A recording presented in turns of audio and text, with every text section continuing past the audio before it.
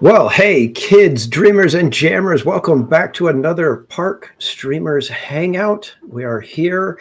I'm here with my co-host, Cordy in California, and Barry Place 28, who, for some reason, decided that he doesn't want to wear the glitter hat right now, which is probably a good idea because we'll save that for CHOC Walk and make sure that that's a special moment. Just a little preview. CHOC Walk. A little preview. The early birds get a little preview. But before we get started, let me have my co-hosts introduce themselves. Cordy, would you let everybody know where they can find you on social media?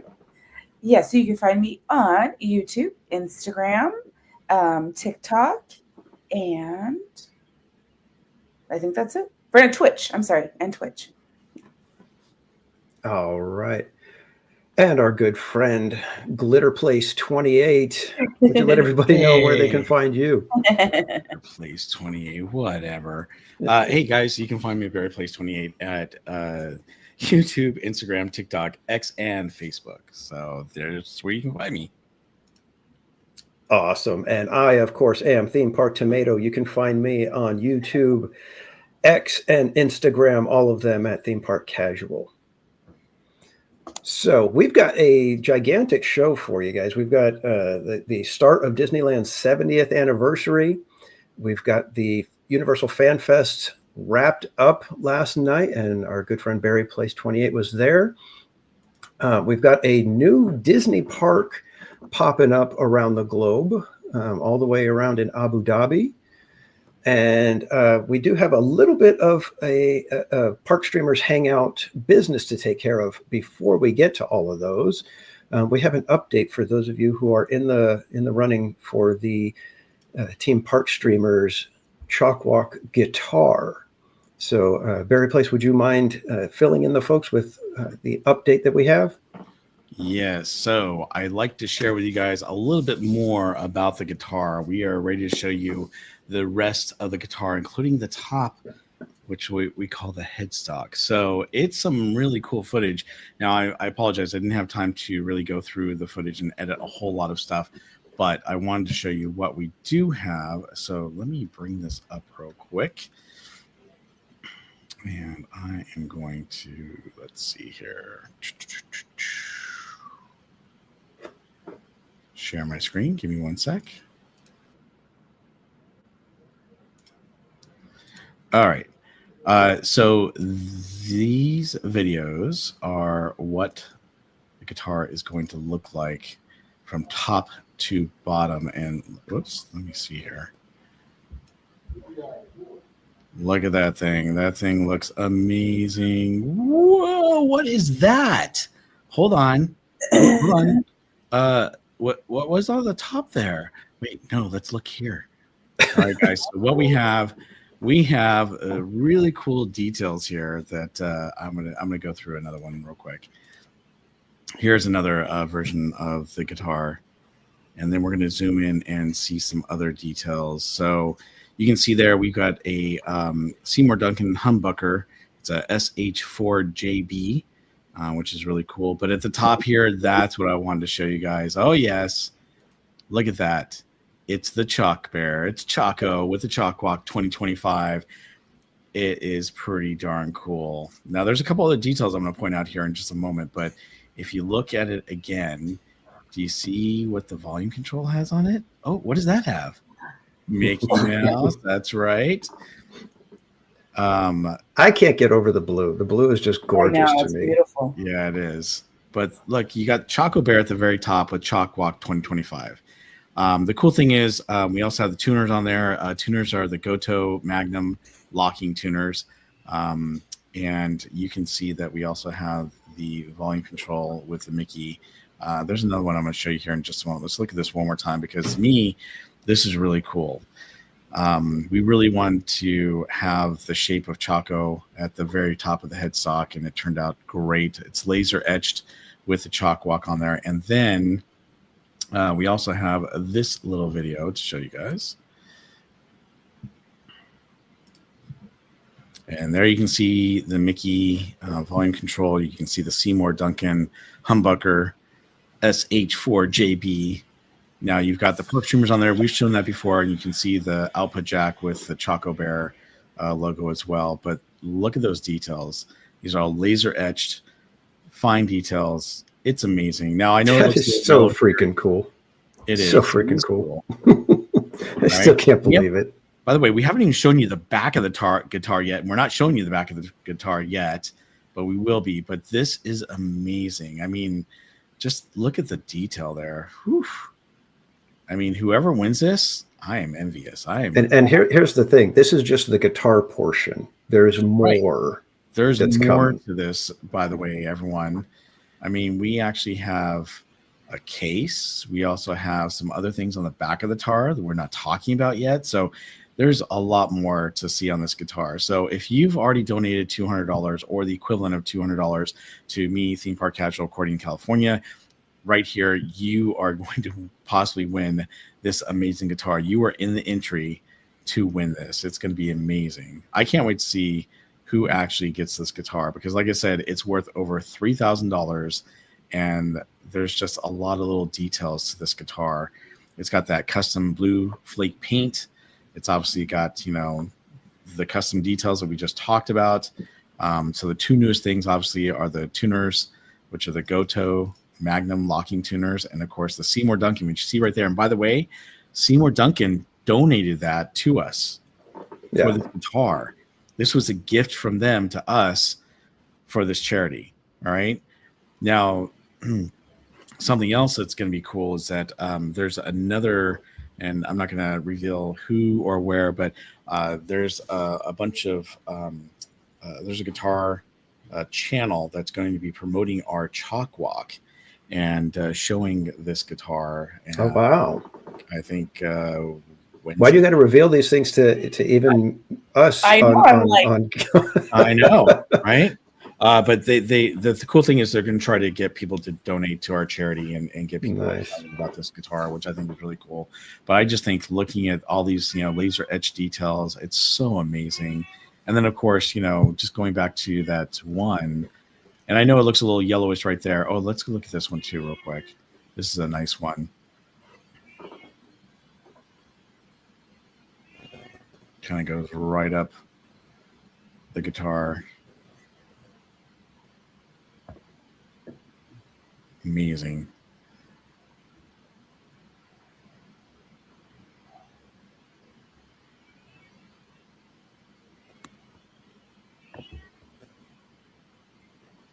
Very cool. No, it's not Skittles. That's Archie right now. Archie is the one clamoring for food. Oh, the cat. Yeah, and I have already texted Casual Junior to come and take care of the cat for you, right? I'm getting this cat right now. I mean, but seriously, by the way, this has not been lacquered yet. So when you see this Choco Bear, it still has not been lacquered yet. So it's gonna look nice. Yeah, I still can't get over. I mean, not only is it just a fantastic guitar, but somebody decided, hey, I'm just going to do this and put this much effort into it. Money. They just said, we want to do this, and we were like, seriously? And he's like, yeah. I'm like, all right, great, let's do it. So So is this place member for 1 month? If I want it, I guess I'd have to take lessons again. Wait, who said that? Izzo's place. Izzo's place. There we go. That's awesome. So again, go ahead. Huh? I was going to say, I've taken a little bit of guitar lessons, but I can't play like a normal, pro or anything like that. But hey, no, I think if I wanted, I would start learning. I would have to do so because it's just such a beautiful guitar. I'd be like Marty McFly on Back to the Future.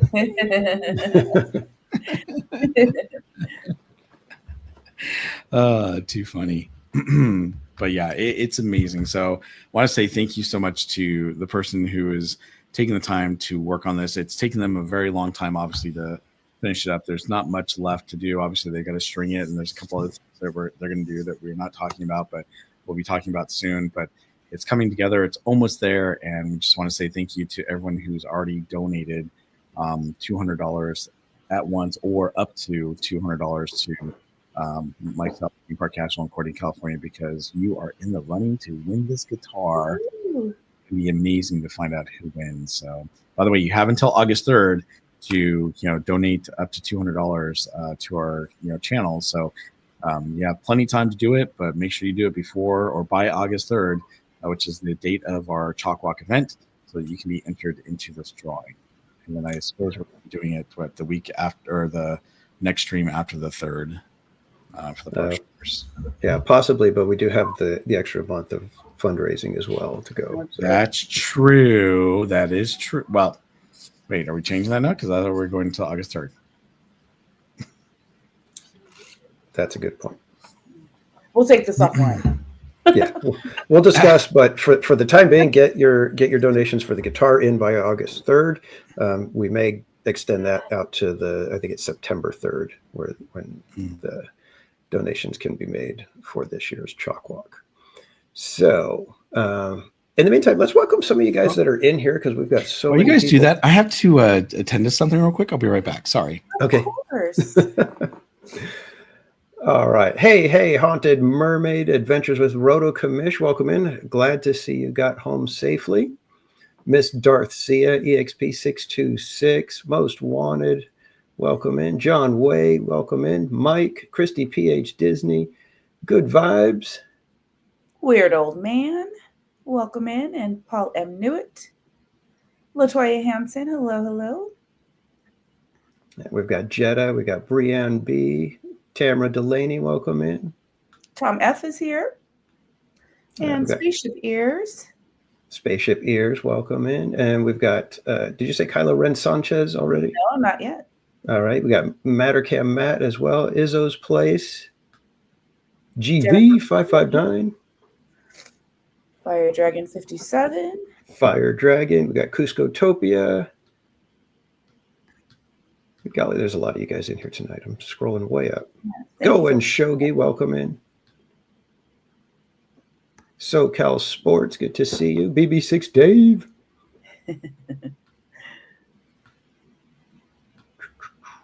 Scrolling way up. I think that's as far as it's going to let me go. Karen E. Rogue Attraction, welcome in, Tom.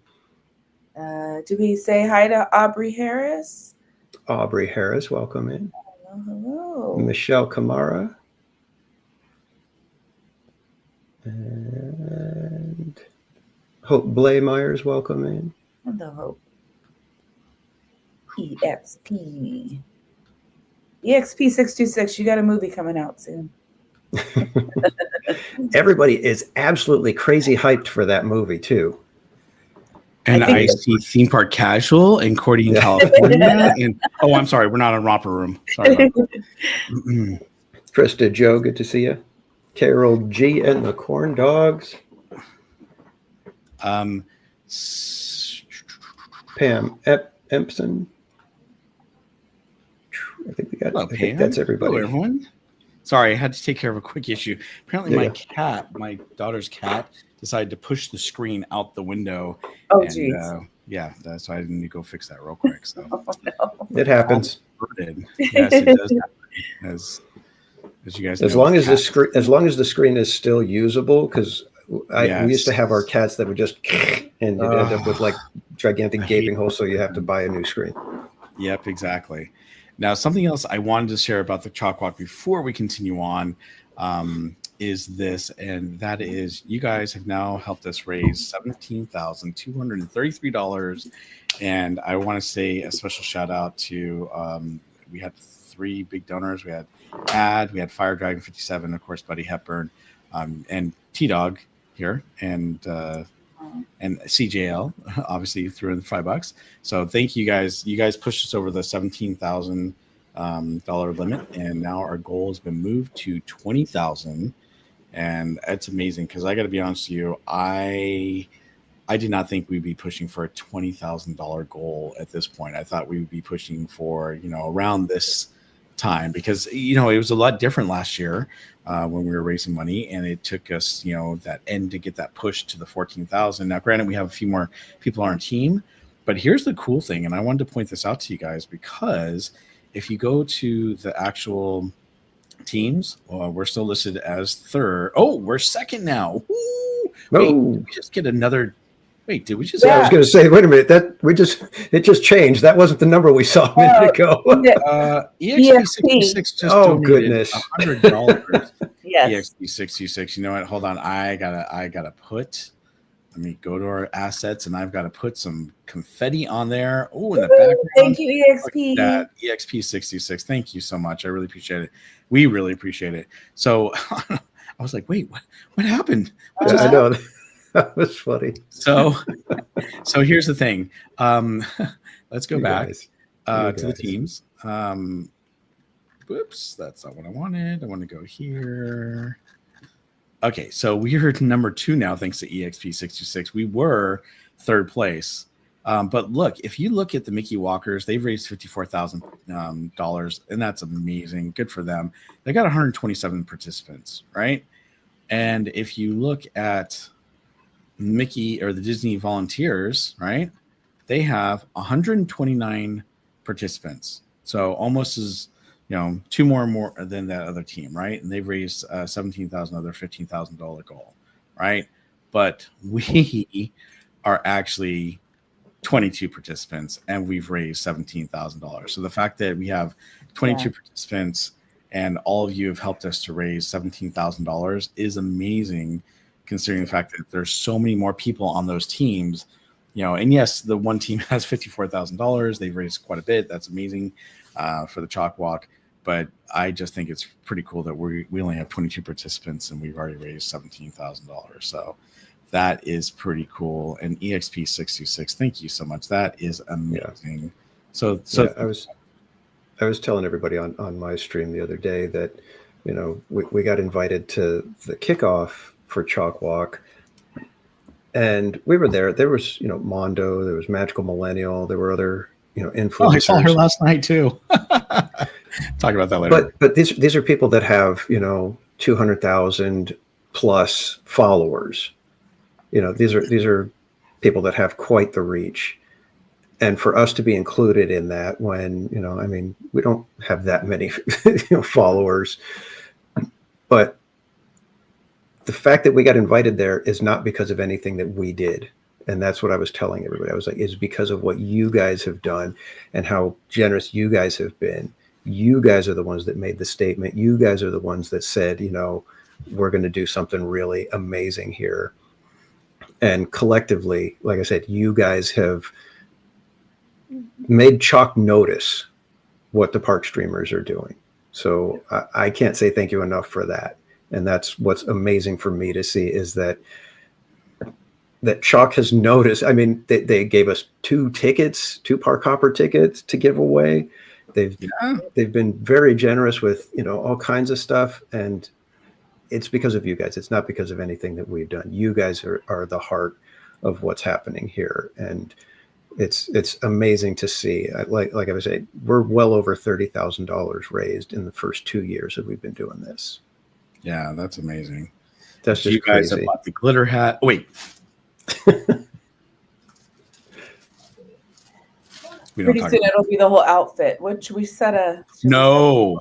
Yeah, I think if we get to if we clear the 20,000, Okay, it look, should. I never volunteered for the glitter hat in the first We place. should add the I glitter. No, the glitter no, jacket at the Please, very. yes, I agree. no. I don't care if someone donates $20,000. I'm not wearing a glitter vest or glitter pants. All right, it's bad enough that I got to wear this bad boy. Okay. Glitter kilt. That apparently Glitter kilt. no. Oh my gosh, glitter kilt. I'm not Scottish. And then we'll get you a glitter shillelagh. No. You know, I think I'm done with the show tonight. I'll see you guys later. Fairy Place needs the matching. I'm gonna put up with TV. Oh, You know, you just might be onto something there. No.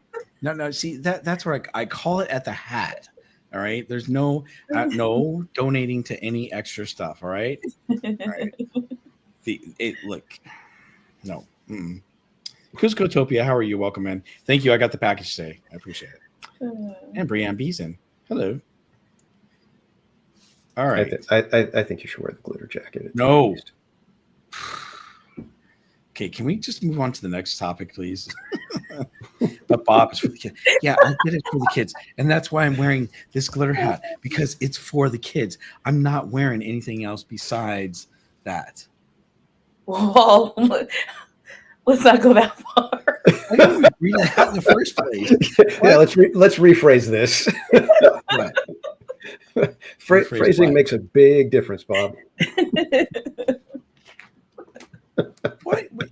Why can't we make Cordy wear the hat? I mean, look, Cordy, you could wear the hat, and you. But I want to wear the hat, so where's the fun in that? Okay, well then, casual. What? Come on, right? Oh, everybody knows I'd wear the glitter outfit. I'd wear glitter. I'd wear the gold glitter head to toe if everybody donated. I don't know where I'd find all of it, but and yes, Roto Commission, I'd probably wear glitter chaps if they make such a thing. What the? Oh my god! What? No, I'd have my glitter jeans chaps on underneath.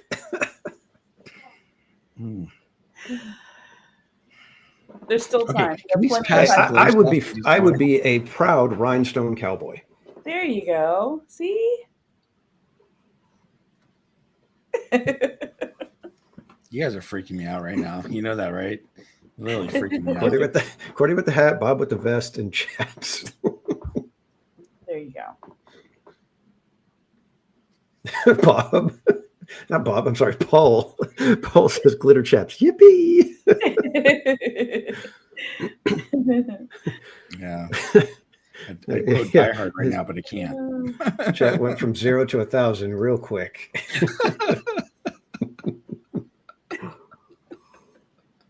All right. At least we all have a good sense of humor. I'm not wearing anything else. That's glitter. No chaps. No vest. You're close No enough pants. to San Francisco to get that glitter wear. What? Who said that? Rogue Attraction. He said we're close enough to San Thanks, Francisco. Rogue We could get glitter, whatever. Okay. Well, all right, never mind. I'm not going to say what I was going to say. Let's go ahead and talk about something else. All right, let's start off. We're going to start off with one of the interesting stories, which is the Disneyland Abu Dhabi has been announced. That's that one seems like it came out of nowhere. I don't remember anybody really talking about it. I don't remember any murmurs or anything, any hints. Did you guys hear anything like that? No. No, I didn't. Oh, go ahead. Sorry, Cordy. Sorry. No, go ahead. I said no, not I. I heard nothing.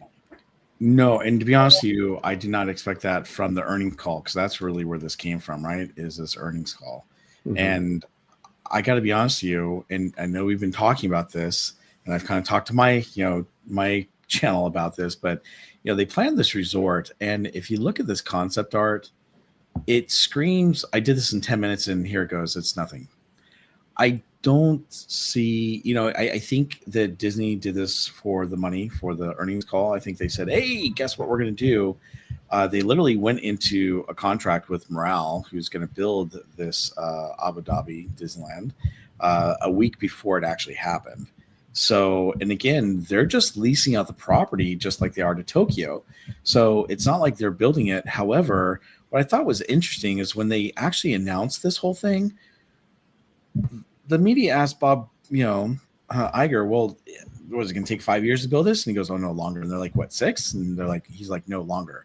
Well, Disney's not even building it. Morale's building it. Now, granted, Casual, I knew you were saying earlier, well, this is just a very flimsy piece of concept art that's here. And let's go ahead and go down here because obviously there it is right there, right? This concept art. It's very vague. I mean, anyone could have, put something up there.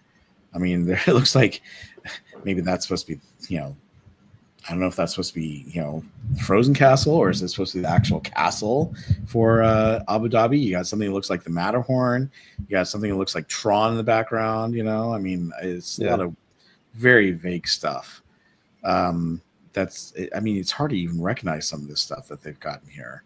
So it kind of makes you wonder, did they just throw something together just so they could try to help their earnings and then they're taking their sweet time? And as we know, what's happening right now is every time they come up with a piece of concept art, it doesn't turn out the way it actually is in the end. So I'm not counting on this to be anything really. You guys? No, the concept art is literally just to give you a feeling, not really say this is exactly what's going anywhere.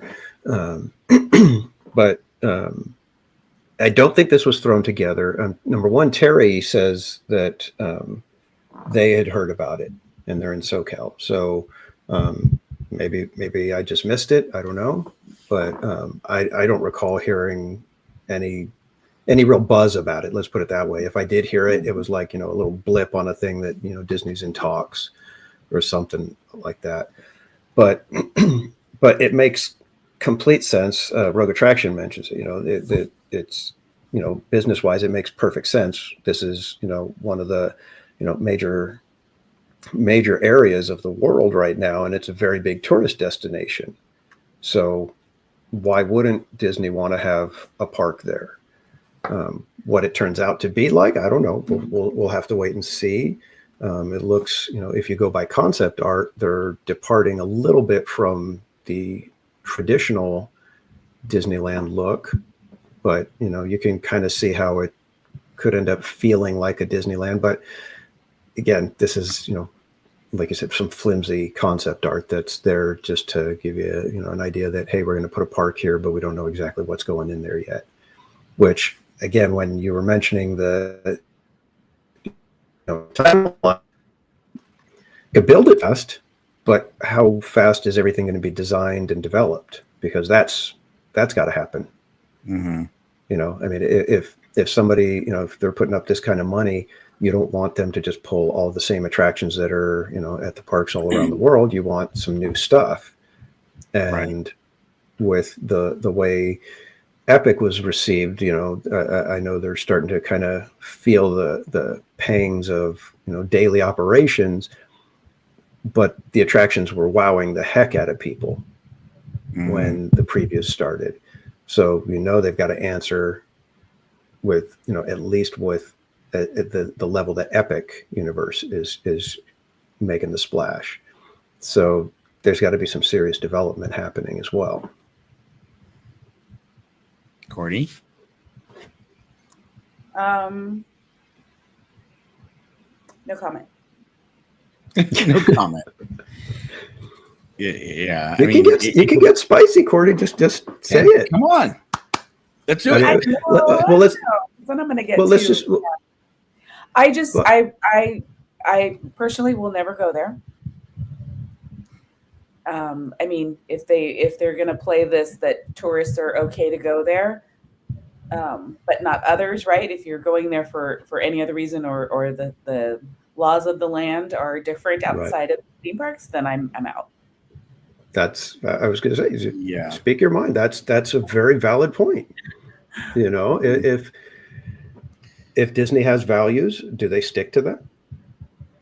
Well, the same type of values are over in China too, right? I mean, they Exactly. don't that you're talking about, and they don't allow that to happen. Yet, Disney, built Hong Kong and Shanghai and whatnot. So it's a very sensitive subject, obviously, because over there they don't believe in certain types of lifestyles or aspects of those lifestyles, and so yeah, it definitely it threw me a curveball too, because I was like, okay, well, they've already done it in China. They're now planning one here, but it does make it difficult for people who want to go that won't be able to go. Also, I thought about that too, Casual, when you brought up the whole Epic Universe thing, because they've got Epic Universe opening up. They got to do something to respond to that. But to be honest with you, Epic Universe is a lot easier to get to than Abu Dhabi. So yeah, but I'm just saying that it's a world tourist destination, the same way that Disney World is. That people will travel all over the world to go to Abu Dhabi. So that's the thing. And Rogue points out that, we've got Universal UK greenlit. Yeah. So Disney is starting to feel the fact that, there's these major theme park players, popping up around the globe now. And so they've got to keep themselves in the game. And, okay, Right. Where's the next place that makes sense? And this to them is where it makes sense. Do you guys want to play the Disney Morale announcement video, or should we pass? I don't know, how long is it? Like, they don't really reveal anything, though. That's the problem. It's like It's so early in the discussions and planning and everything that there's really nothing to see or talk about yet, other than our thoughts on why they're doing it and whether or not it's a good idea. Wait, but you can see Josh walking down the walkway, man. Right there for that. Yeah, so it's gonna be on Yas Island. It's gonna be interesting to see what it ends up coming out of this. I personally think that it's going to be built a lot faster than what Bob Iger is leading on, unless they are for some reason holding it back. I think the problem though with Disney currently is, and regardless if Morale's building it or Disney is building it, Disney just takes too long to build things right now. And when they do build things, they're just like, for example, when they built Galaxy's Edge, we had 2 major attractions in the biggest land they've ever had. Really? You think that they would have had maybe 3? I get it. Rise of Resistance is a huge ride, and Millennium Falcon's a pretty bold undertaking as well. But you would think that they would try to do more, and there was more planned for that, Galaxy's Edge, that they didn't do, unfortunately. But it just seems like they did Avengers Campus. Well, they already had Guardians of the Galaxy Mission Breakout, which they actually had converted from Tower of Terror. But then when they built the Avengers Campus, it was like, we've added 1 new ride and we've got all this open space. It's like, what the heck? Now, granted, they had said all along they're going to develop Avengers Campus, and they're putting in 2 more rides, and they're going to be doing that. But seriously, between you and me, I think it's just kind of, all right, well, they're building a couple of rides I don't really care about that much. And there's, one's a screen ride and the other one's a ride that is just okay. So I don't know. I'm not really thrilled or excited about some of the things they've been doing. And so now that they announced this, again, it's vague. You don't know what's going on. They're talking about it's going to take forever. Epic Universe, I get the fact that they started planning it and then they had to postpone it because of COVID. But once they started, getting it under, construction again in 2023, I mean, was it 2022 or 2023? It was 2022. I mean, it took a few years for them to, build up the park, and now it's opening up and it's amazing looking. And I cannot wait to get there at the end of this week. So, yeah, I don't know. We'll have to wait and see, what happens. Things can always change. The announcement was made, but if Bob Iger is putting it at 10 years out, that's not something you do to boost your stock price and tell them hey, this is something that's coming in the next decade maybe. If anything, he would have pushed it and said oh yeah, we're going to be done in 5 to 6 years, we'll be ready to open. And then in a couple of years be like, oh well, it's still going to be another couple of years. So Terry brought up a point and says they're really out of space in Anaheim just playing the giant game of Tetris. But actually, they've only developed 49% of all the property they own in Anaheim. So they actually have more than 50% to develop. Granted, there's a lot of, like you said, they bought 4 different roads in Anaheim. So they're going to be actually, I'm sure they're going to be shutting down some of those roads and building over them. They're going to actually be building over into, with that Disneyland Florida area for downtown Disney parking lot, for Lion King, for DCA, as well as the Stitch parking lot for Disneyland. So there's a lot still that they can develop and they can do, and I think they're going to do that. Obviously, we've been talking about that's a 20 to 40 years down the road before they get all that done, but there's still a lot to develop. Plus, they're talking about possibly buying Garden Walk and taking that over. That could possibly be a downtown Disney.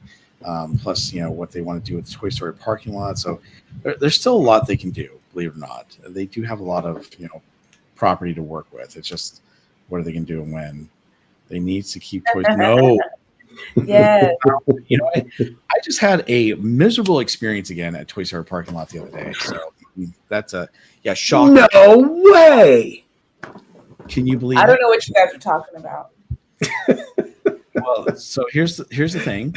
I went to go park. So, by the way, for those of you who know where the street Walnut is, as you're heading down Ball Road towards Disneyland Way or Disney Way, it literally took me about 50 minutes just to get down the road to the parking structure where you enter into the parking structure, and the cars coming out of there were just insane. It was literally coming out to Ball Road. So I decided, you know what, I'm going to try to be smart. And I'm going to go over to Pixar and I can enter through there and park. Well, I waited just a bit too long because when I got over there, the gentleman was actually putting cones out in the sign, and then he walked over the gate and shut it and locked it. And I was like, no. So that means I had to go to Toy Story because there's no way I was going to try to make a big, huge circle and come back to Mickey and Friends parking structure. So I went over to Toy Story, long line to get into Toy Story. When I finally get in, they take me all the way to the far back area that goes back to Catella there, in the far, far corner. And I had to walk all the way over to the security area only to realize, unfortunately, my backpack was open. My streaming phone fell out of it. It was underneath the driver's seat. I had to walk all the way back to my car. That was my fault, not Disney. But then I had to walk back to security, go through that, get on the bus, and the bus ride took forever. I don't know why, but it seemed like it took forever. And then I finally got off to start my stream. But the whole thing took me about, I want to say it was about an hour and a half, almost an hour and 40 minutes, just to go from Walnut to try to park in Mickey and Friends, try to park in Pixar, to go over to Toy Story, and to park over there way in the boondocks, and then make it back to Disneyland. That to me was just absolutely ridiculous. Oh, I didn't even want to talk about what it was like for me to take the bus back to the parking or to the Toy Story parking lot. Let's just put it this way. You know how you see Casual riding on the bus going like this? I do not look like that. That's what it was like. See, I watch your streams, Casual. I see that. I'm always a just bundle of joy. The heck you are. I'm just glad that finally somebody else is dealing with Toy Story the same way that I have to deal with it. Well, you didn't have to. I don't know why you agreed to do it for 3 months. I wouldn't have taken that deal. Wait, Geofire says, wait, this does not sound like Toy Story parking lot I have heard of. Well, it was. I don't even know if Cordy's really parking in Toy Story. She probably has this like weird lot that nobody knows about, that it's like, ultra VIP, that, it's like the high rollers and, the real, the billionaires all go park over there. Nobody knows about it. And she just kind of slid in, and somehow they just keep letting her go in there, and she gets to ride the flying carpet over to Disneyland rather than a bus or anything. And the heck? Yeah. Man. I don't put it past her. That's our favorite part of TVC streams. Oh, yes, we all know that Cordy is VIP. Wait. I'm doing a W. VIP.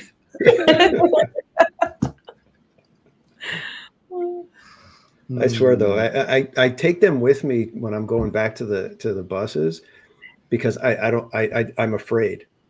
It's like if something happens to me, I want it on camera. I want people watching so that there's witnesses and it's not just some, blip of a news story that happens, in the Orange County Register. Carry her. I would love that. Can we make that happen? Oh my gosh. Seriously, casual. Is that why you keep your stream on? It is because I don't know what's going to happen, and I want there to be record of it that I didn't go down without a fight.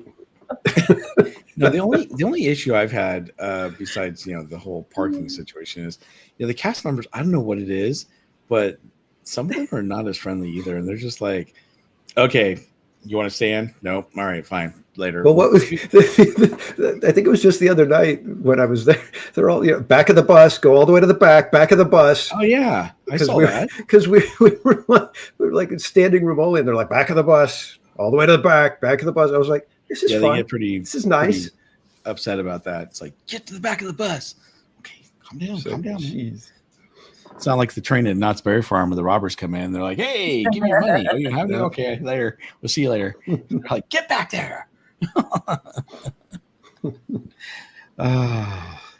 Too funny. All right. Okay, so back to our news stories.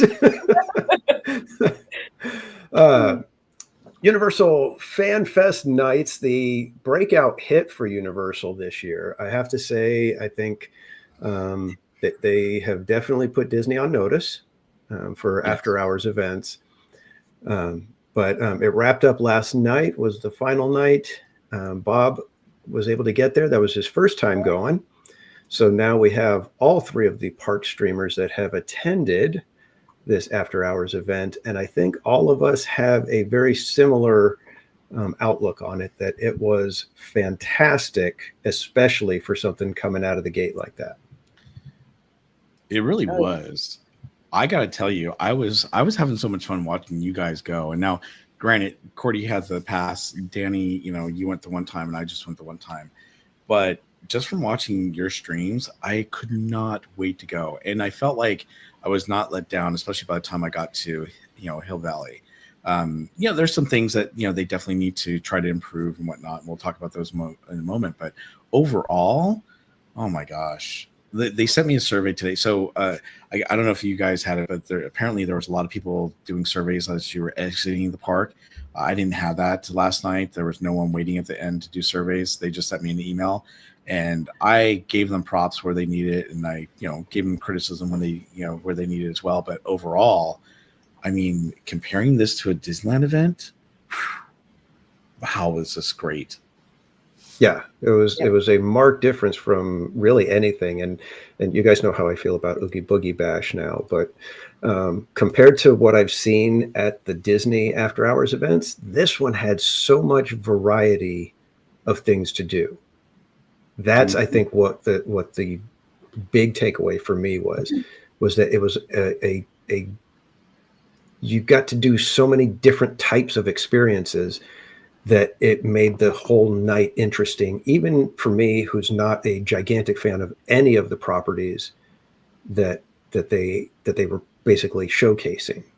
And that tells me a lot, that they did something so right in all of those places that even somebody who has, I don't know anything about Dungeons and Dragons, I'm not a fan of One Piece or Jujutsu Kaisen. I've seen, the Back to the Future movies, but not, religiously, like constant watching or, know all the ins and outs of everything. But going through all of this stuff was so much fun. It was absolutely amazing to see it happen. Yeah, I agree. I think one of my favorite things was the interaction, because, they were taking time to, take photographs or, to actual interact with people. One of my favorites, and let me see if I can find it real quick, was with Biff, and he actually interacted with me, and I thought it was hilarious when he was interacting with me, because he was trying to get me to say something in his favor, and I was like, nope, and he's like, what? I think it was coming up.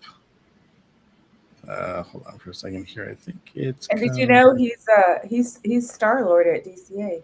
He's one of the Star-Lords. Oh, is he? Is he? Mhm. Yeah, I could see that.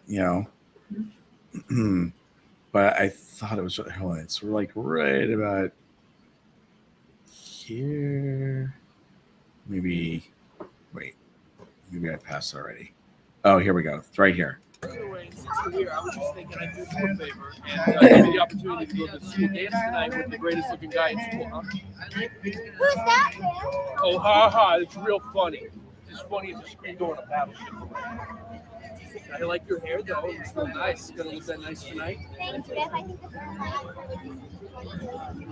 I'm a nice guy. I'm a great guy. Isn't that right? I don't. Isn't that right? No, it's not. Oh, yeah, sure, Biff.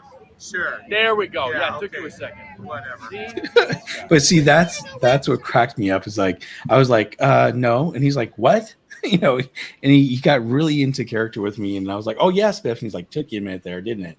And it was so much fun to interact with these characters, and I thought it was great because they really. It wasn't just like they were trying to act out certain scenes. They were also just interacting with you. Mhm. And that's what I like the most, especially, I got to talk to Marty here by myself, which was kind of cool. But then when they're on the steps, which I'm going to show you in just a second here. The guys that I saw playing Marty had the mannerisms down. Yeah. Yes. So there was two Martys, obviously, they have one cast and crew that goes, and then, they take a break and then they have the next one. The other guy really had the mannerism down, and I did get him. He's the one before this version, but I thought it was hilarious. And one of the things I love the most about this whole interaction is the fact that, he's trying to figure out what they're going to do to, get the gigawatts with the lightning bolt, and people are telling him what to do. And he's like, why are you telling me what to do? It's like you almost been following me around and know what's happening or something. It's really kind of funny. I mean, here's another That's clip. when she graduated. What, because of the sweatshirt? Are you telling me if you saw someone wearing a sweater and it said 5,062 on it, you would just Come on, assume Doc. they're from the future? No, it's preposterous. It's ridiculous. I'm sorry, young man. You're going to have to try a little bit harder than that. Future boy. All right, does anyone know how I can convince this guy I'm from 1985? The what? The toilet. The toilet? What are you talking about? The The forehead. forehead. You don't talk about a toilet. No, the bruise on your forehead. You told me the whole story. You were trying to hang a clock and you fell really hard. You hit your head. That's how you came up with the idea for the time machine. And the thing that makes it work as a Flux I capacitor. didn't know I was even going to ask for that. How did you know he's going to ask for that? Right. Scott, what happened this morning? Are you telling me that the flux capacitor worked? Yeah, Doc, it works, but now I'm stuck in 1955 because you didn't pack enough plutonium. Plutonium. Yeah, the damn thing runs off plutonium. Something about a gigawatt. What the heck? But it's so great, the fact that they're interacting with everyone, and I thought it was amazing. It really, really set the mood for, to be honest with you, I almost wanted another set like this with another IP there on the lot that I could do. But here's the thing. So I know you guys, said you spent like 3 or 4, I don't know. Cordy, I think you said, was it 4 hours you were there? Yeah, the first night I spent a lot of time. I didn't really see much else. Gotcha. What about you, Casual? How much time did you spend there? We were probably there at least an hour, hour and a half. I was there for 2.5 hours. Yeah, it's because you want to see all the little things that happen. I mean, I missed a bunch of it. I didn't see anything happening here in front of the clock tower. I saw the fight at the car. We saw the DeLorean with Einstein in it. We saw the projections with the lightning strike, and then the fish under the sea dance thing. Right, and Chapman Under the Sea. Yeah. The only thing I love for that me, you guys always correct me on that. I say the fish under the sea on purpose, and you guys always. Everybody, I was doing that in my chat too. I was like, "Oh, this is the fish under the sea." And there were people saying, "Enchantment under the sea, enchantment under the sea." I was like, "I get it, yes, I know." sorry, I didn't mean to correct you when you were talking about the Little Mermaid. I think I don't know how you guys because Cordy, you went several nights because you had the pass, and Dan, you just went the one night. But for me, trying to get a photo next to the fire, that was right behind them over there on the road, I couldn't get that. The lines were way too long. The lines were huge for Einstein and the DeLorean. Even for the food was kind of huge. So it was really, and it was kind of crazy because when we got dropped off, it was packed there. There's so many people. I was confused as to what was going on. And so it took me the next go around to kind of figure out what was happening, what was going. And I want to say thank you to all the people who were watching my stream last night because, my mods and my chat were going, okay, now you got to go over to Biff's car or you got to go over here. And so I kind of knew where to go, especially by the third time. I was like, okay, I got this down. And then, I pretty much was able to like rush over because I was actually very close the second time and the third time here for this part because I knew what was going to happen. And there were times where, like, at the very end, there's no way I could get really close to the courthouse when they're showing the projections and stuff. But I think it's all the little details they put in here, too, as far as, when they actually show the projections. If you look off to the far side, and I think I have it. Let me see if I can show it here. So right here is when they're doing the projections. Oops. Oh, I think it just ended there. But you actually see on the walls on the far side the blue from like the car that goes by in the windows and everything, which is kind of cool. And I thought that was pretty neat and pretty amazing. Yeah. So they put a lot of thought into the details on this. I think going multiple nights is it was very beneficial as far as like, if you wanted to really see everything and get more details, because it was like I didn't stream Saturday, but I was there. And I had learned from the week before, because I was like, okay, I didn't really get a good view of the the fish under the sea. So I was like, okay, I really enchantment under the sea. Okay. I really need to do that. So the week before I did pretty good. I was up front, but then I'm like, oh, okay, that's the trick. So then I told CL Saturday, I'm like, if we really want to get right in front, like right there, we have to dance with the characters. Like we have to like be a part of the show. So we did. And then of course we were right there while Marty was playing the guitar. We're like, okay. Yeah. Well, Paul's all Bob would kind of like, or would have liked a reenactment from the movie Jaws. And I did. And actually I put Jaws would be a great one to cover. Here's the thing. This is what I was saying when we were there. We ran into Coda and we were talking about it. And my thing is, this is great for the first year, but part of what we get mad at Disney about is they don't change things, or they change too little, or they remove things. So the event doesn't make you want to go back after a couple of years. So this one is going to have to run that same test. It's like, okay, what does year 3 look like? Right. And they could do 2 years of Back to the Future like this. And then on year 3, they shift to Back to the Future Part 2. Right. And everything has got that, that weird 2015 styling that they did. Yeah, exactly. And, but here's my other point is that, they could do a Amityville, thing, or Amity. I said Amityville, didn't I? I said that last night too. Jeez. Yeah, but that's exactly it. They could take it to, a different franchise next year. Right. And it wouldn't be the kind of thing where, oh my gosh, we've got to, tear all this down and rebuild a whole new thing. It's no, we've got the set right over here, and they just need to, make it, workable so that they can have, tons of people there, of course. But they are going to do, they have a summer mega movie event going on the summer. Jaws is one of the highlighted. Right. Jaws is going to be featured. Yeah. In that one. Only thing about that though is, and I'm going to bring that up here in just a moment. Let me share that screen. Give me 1 second.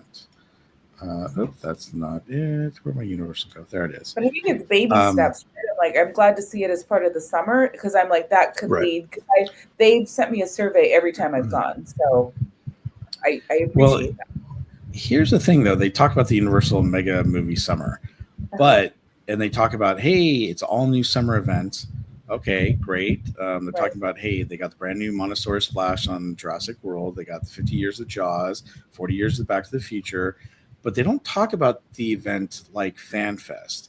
Obviously, they've got nighttime celebration, which they have for FanFest, but they don't talk about specific things like FanFest has. So it makes me wonder if they're just saying, "Hey, come celebrate, the Mega Movie Madness of this Right. this year or this summer. It's going to be amazing." I guess Mega Movie Summer, not Madness.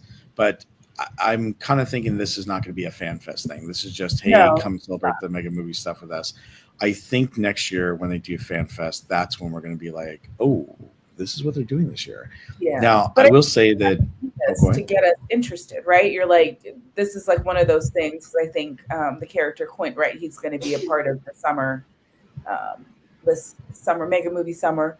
So Mhm. I feel like they just want to make sure, right? Like they're being careful, I think, to see how the turnout was, which I think it was very well received. So I'm sure we'll have one next year. But yeah, I think it's a step in the right direction with them. Yeah, definitely. Like I said, out of the gate, they did a fantastic job, because that was going to be my thing. It's like, okay, how well do they do this? It's their first year, so they may have to take some lumps, but it didn't seem like there were that many lumps. Yeah, that's what was impressive, is there was not a lot of disappointing stories coming out of it. There That's was, because you haven't talked to me yet. there was the food issue that you guys had the first night when you went. And that's first night stuff, right? Like I'm like, yeah, you kind of expect. I always expect Right. things to go. Right. If it was an ongoing thing where it just became, Right. oh, don't even, eat before you get there because you're not going to get any food. Right. If that was the kind of thing that people were saying, yeah, that'd be a big issue. But I don't think it stayed like that. I don't know for sure. I thought me and Slim were going to eat our way through the park, but we ended up only, grabbing a quick. No, we actually did, because they had, and I was going to say they were very consistent, like going multiple nights. As far as the shows, I felt like it got better. The first night, Star Trek was a little frenzied, but then I felt like it was a little more relaxed, and they kind of, the characters kind of, were comfortable. The food, we got food the other nights, and everything. We did the reserved. Thank you, Roto Commish, for standing there and getting us the reservation. But we did the 3 broomsticks, 3-course meal. Oh, wow. How was that? It was really good. It was great. It was, but they did such a great job. And I think I feel like they listened and learned from after each event. Okay. Yeah. Yeah. I mean, I have to say I was impressed with just about everything that I saw there that night. yeah, I mean, I was excited because it had IPs that I really cared about and I liked. It wasn't just like one that you were going to for Disneyland. It's like Star Wars Night or Sweethearts Night or 90s Night. And don't get me wrong, those are great themes, but here I got to experience different worlds and fantasies and all these different things that I really wanted to experience. Now, I'd never been to Super Nintendo World, so that was nice for me to go. And it's crazy because I'm going to be there next week at Epic Universe to experience, their version over there with the Donkey Kong Country. But I just think it was so cool to be able to experience. Now, with Star Trek Red Alert, I mean, I thought it was great until the very end, and I was like, "What? That was it? Okay, all right, great."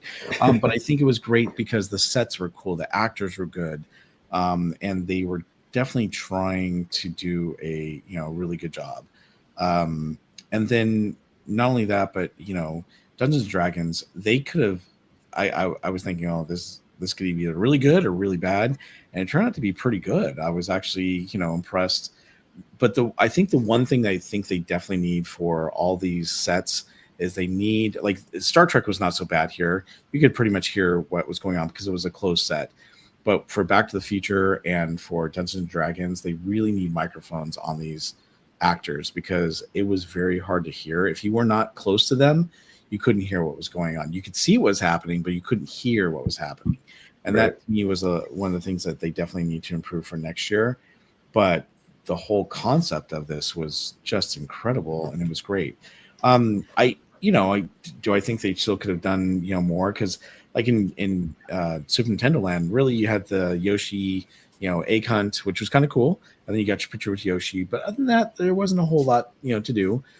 So I feel like they could probably add a thing or two or expand on it depending on what the IP was. For Back to the Future, they didn't need to do anything. That just needs to stay the same because that was amazing to me and I thoroughly enjoyed it. And I think all the actors did a great job. But Star Trek could have a totally different story, and so could a couple of the other things that they had. One of the things that disappointed me the most, though, I think, is the fact that some of the rides and areas close earlier than I think they should have. The event stays open until 2 a.m. in the morning, but then they're closing the Harry Potter ride, the Forbidden Journey at 11:15 p.m. I'm like, what? What's going on there? Super Nintendo World was closing like at 10 last night or something. It was like, huh? Why is it closing so early if this is open until 2 a.m.? So I felt like there's definitely some things they could do to improve or change. But again, these are just some minor suggestions and things that they could do to improve. Because I gotta be honest with you, Disney had these issues with rides being closed or not open, or not having enough character interactions. They could have had some more photo ops here for FanFest with photographers. But again, minor stuff. It was just, to me, amazing, and I actually left there thinking, I can't wait to see what they do next year. Yeah, and I think it was interesting when you were talking about the rides closing early last night, because they did close before 2 the nights I went, but not as early as they did for you. Like Nintendo World, I think the first night it was the land closed at midnight, but 11:30 or something was like the cutoff for Yoshi.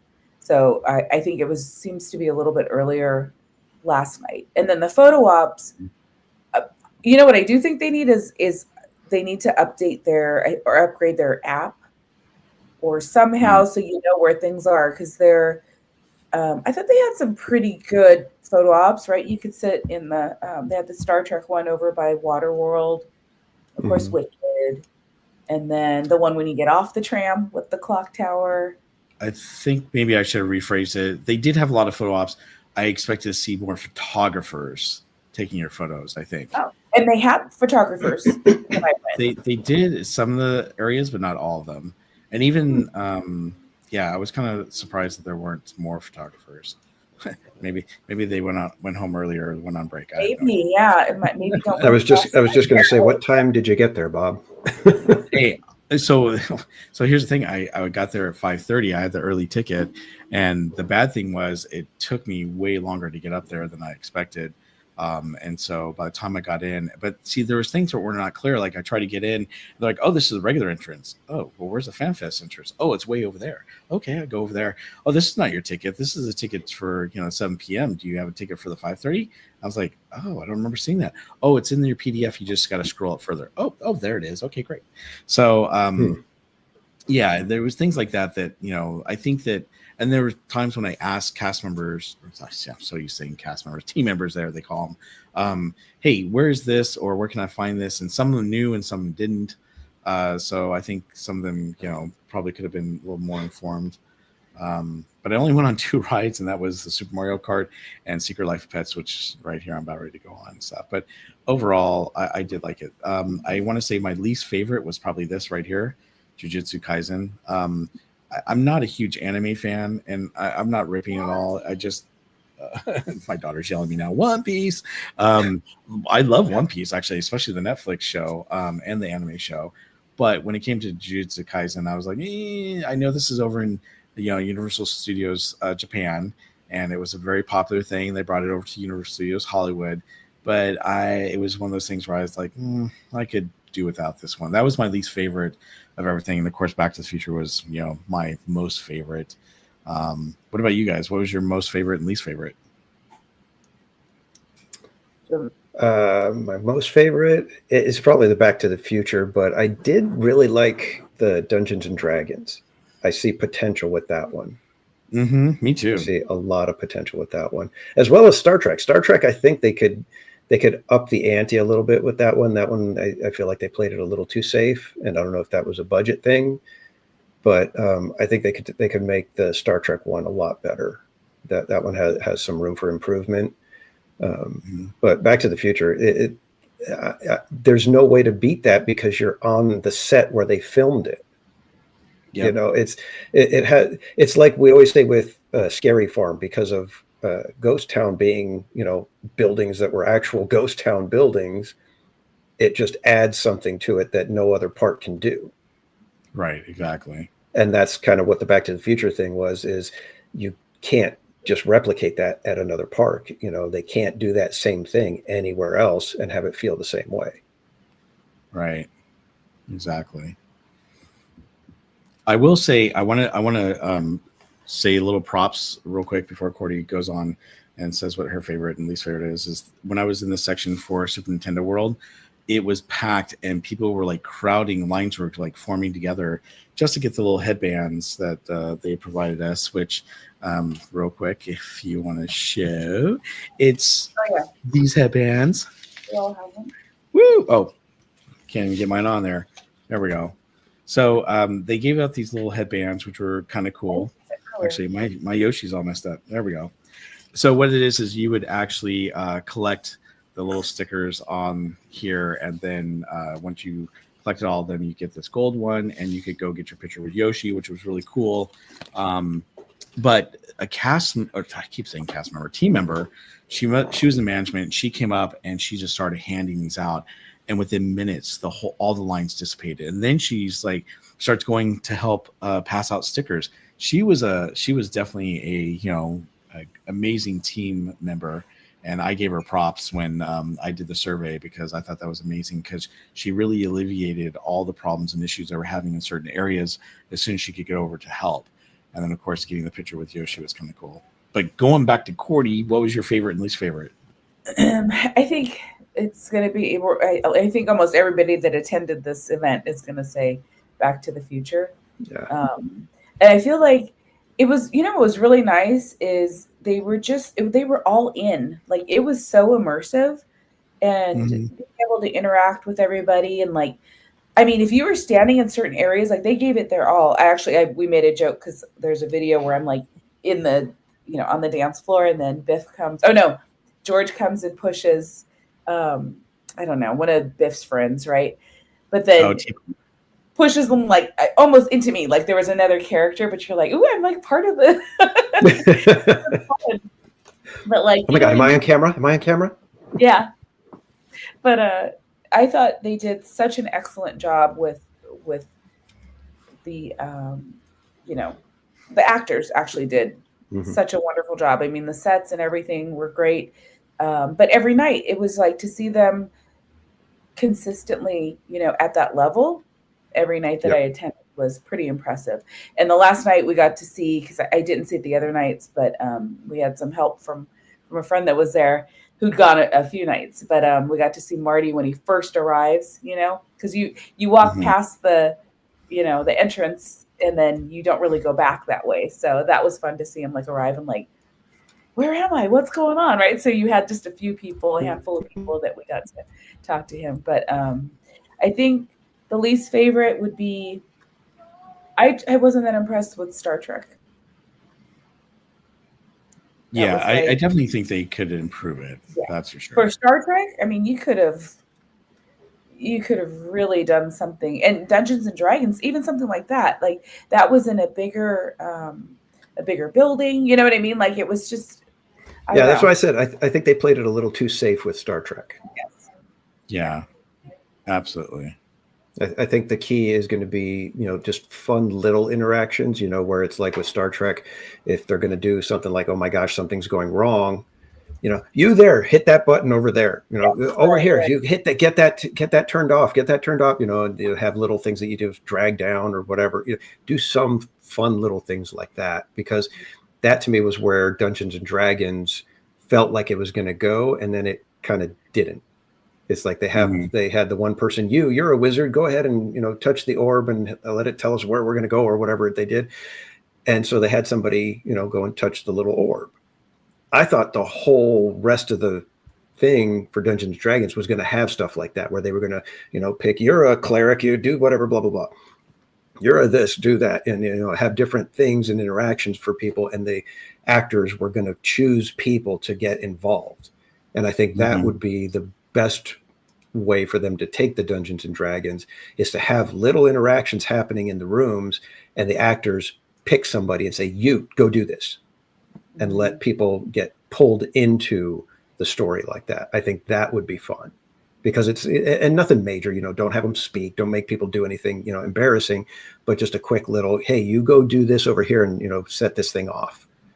And I think that would have a lot of people getting into it and make it that much more fun, because it's like, then you're going to have people going on, multiple times, hoping that they get picked for something. Right. And I think Star Trek could benefit by adding some of that as well. Yep. I agree. So, like I said, there's tons of potential there. And I think they may have played it safe this first year, but I think considering how well received everything was, they may, I'm hoping they'll push the limits a little bit more next year and, kind of take it up a couple of notches and have everybody going, oh my gosh, it's even better this year. You got to go. Yep. I wish they would have been able to do a One Piece show at the Waterworld Theater area.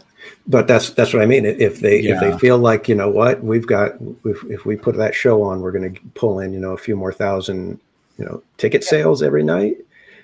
That's what it's going to take to get something like that. But I agree. Something big like that could be the next big draw for them. Mm-hmm. Because I mean, think about it. If they sorry, go ahead. I was just to say the lines were like insane to meet One Piece, to get a photo with the characters. So I understand why they didn't, but I thought that would have been really cool. But imagine next year if they announce, and new for 2026, the One Piece stunt show or whatever in the Waterworld Theater. That's going to have everybody going nuts. Mm-hmm. Did you ever get to see the characters from One Piece when they make their entrance? Yes, I actually. So I shut off my stream, and they happened to come out when they did their entrance, and I got it on a video so I can do like a short. And I showed it to my daughter. She's like, she was so excited, she couldn't believe it. Yeah, we were walking right where all the photo ops are for them, and they came out like right behind me, and they're walking through, and I was just like, I don't know any of these characters. I couldn't name them. I don't know what they are. I don't know if they're good guys or bad guys in the show. I don't know what's going on. But as they're walking by, the hype from everybody else had me going, oh my God, this is so cool. Yeah. And I was like, I don't even know what these but the actors that were playing them were having so much fun with it, interacting with each other and interacting with the fans and the guests. I was just like, this is how to do it. They were just in the moment, reveling with it, and just giving the fans exactly what they wanted. I was just so impressed with it. I was like, this is really fun. And I don't have any tie to this franchise in any capacity other than knowing the name. Right. And I was still going, wow, this is really cool. Do you have Netflix, Danny? No. Oh, never mind. I was going to say, go check out the live action version. Because have you seen it, Cordy? Yes, my husband's probably watched it at least 5 times over. Lucky you. All right. So I've watched it twice because of my daughter, but it's really good. They did a great adaptation for a live action version, but yeah, the characters really got into it like the live action, even though they were, they were showing up as the anime versions. And I love the fact that they got into character and having fun. And that's the thing. It immerses you into that world, even though you have no idea who these characters are or where they're from or what the storyline's like.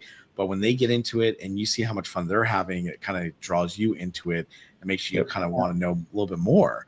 And that's what I loved about this whole event, is that Universal really kind of, even though it was basic, it was their first time, they really kind of thought out each of these areas. Okay, this is what we're going to do. This is how we're going to do it. And, sure, could they do a little bit more? Of course. Could they improve some things? Of course. But overall, for a first time, yeah, they fantastic. They really did a great job. Yes. I will say All right. kudos to Universal. Yes, exactly. Yeah, very much kudos to Universal. But now, since we're starting to run low on time already, we're going to shift gears and talk about the big news of what just happened this past weekend. Disneyland kicked off the 70th anniversary. That's right. Disneyland turns 70 years old this year. They did? And what? I said they did? Yeah, in case you hadn't heard about it. But so yeah, Friday was the big kickoff, and I will say this: I'm impressed with how much they have for entertainment going on, because you Really? cannot see everything they have in one night. Because there's two different fireworks shows, because they've got the Fire of the Rising Moons, so that's going to automatically cause 2 nights. But then you've got Paint the Night, you've got Tapestry of Happiness, you've got World of Color 1, you've got Fantasmic still, you've got the projections on Carthay Circle, as well as all the other smaller entertainment like Disneyland Band and the what are they called? The pirate band. I can't remember their name. Bootstrappers. Bootstrappers. Yeah, Yes. Bootstrappers. Mm-hmm. So the amount of entertainment is impressive to me. I'm actually very pleased with how much entertainment they have going for and the cavalcade. They've got the daytime cavalcade to go to watch as well. When I hear you say is Darth Vader, impressive. Yeah. Most impressive. So that's, and as Andrew Disney points out, the Walt animatronic still has yet to debut. So we still have yet another, what we're going to consider a 70th, anniversary. So with all that, you add in, the specialty foods, tons of merch, lots of the fanfare, all the special character outfits that they have. And then you add in the Magic Band activations that they've put around the park. Those are cool.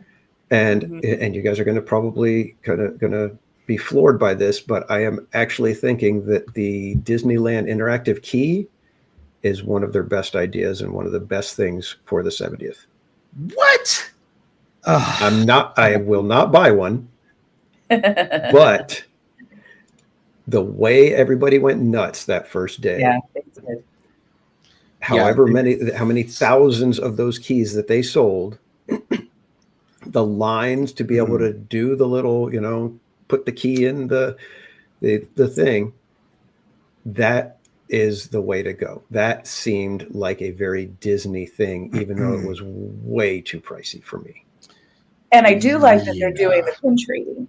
So that really kind of helps, right? You're like, oh, okay, I'm not, completely. Yes, that was way very nice to see that they, in case you guys are wondering what we mean. So with the key, you get one of the pins and it's random. There's 9 different pins. So if you bought 9 keys, you could end up with 9 of the same pins. Yeah, and $140 or $540 later. They have searching a cast member.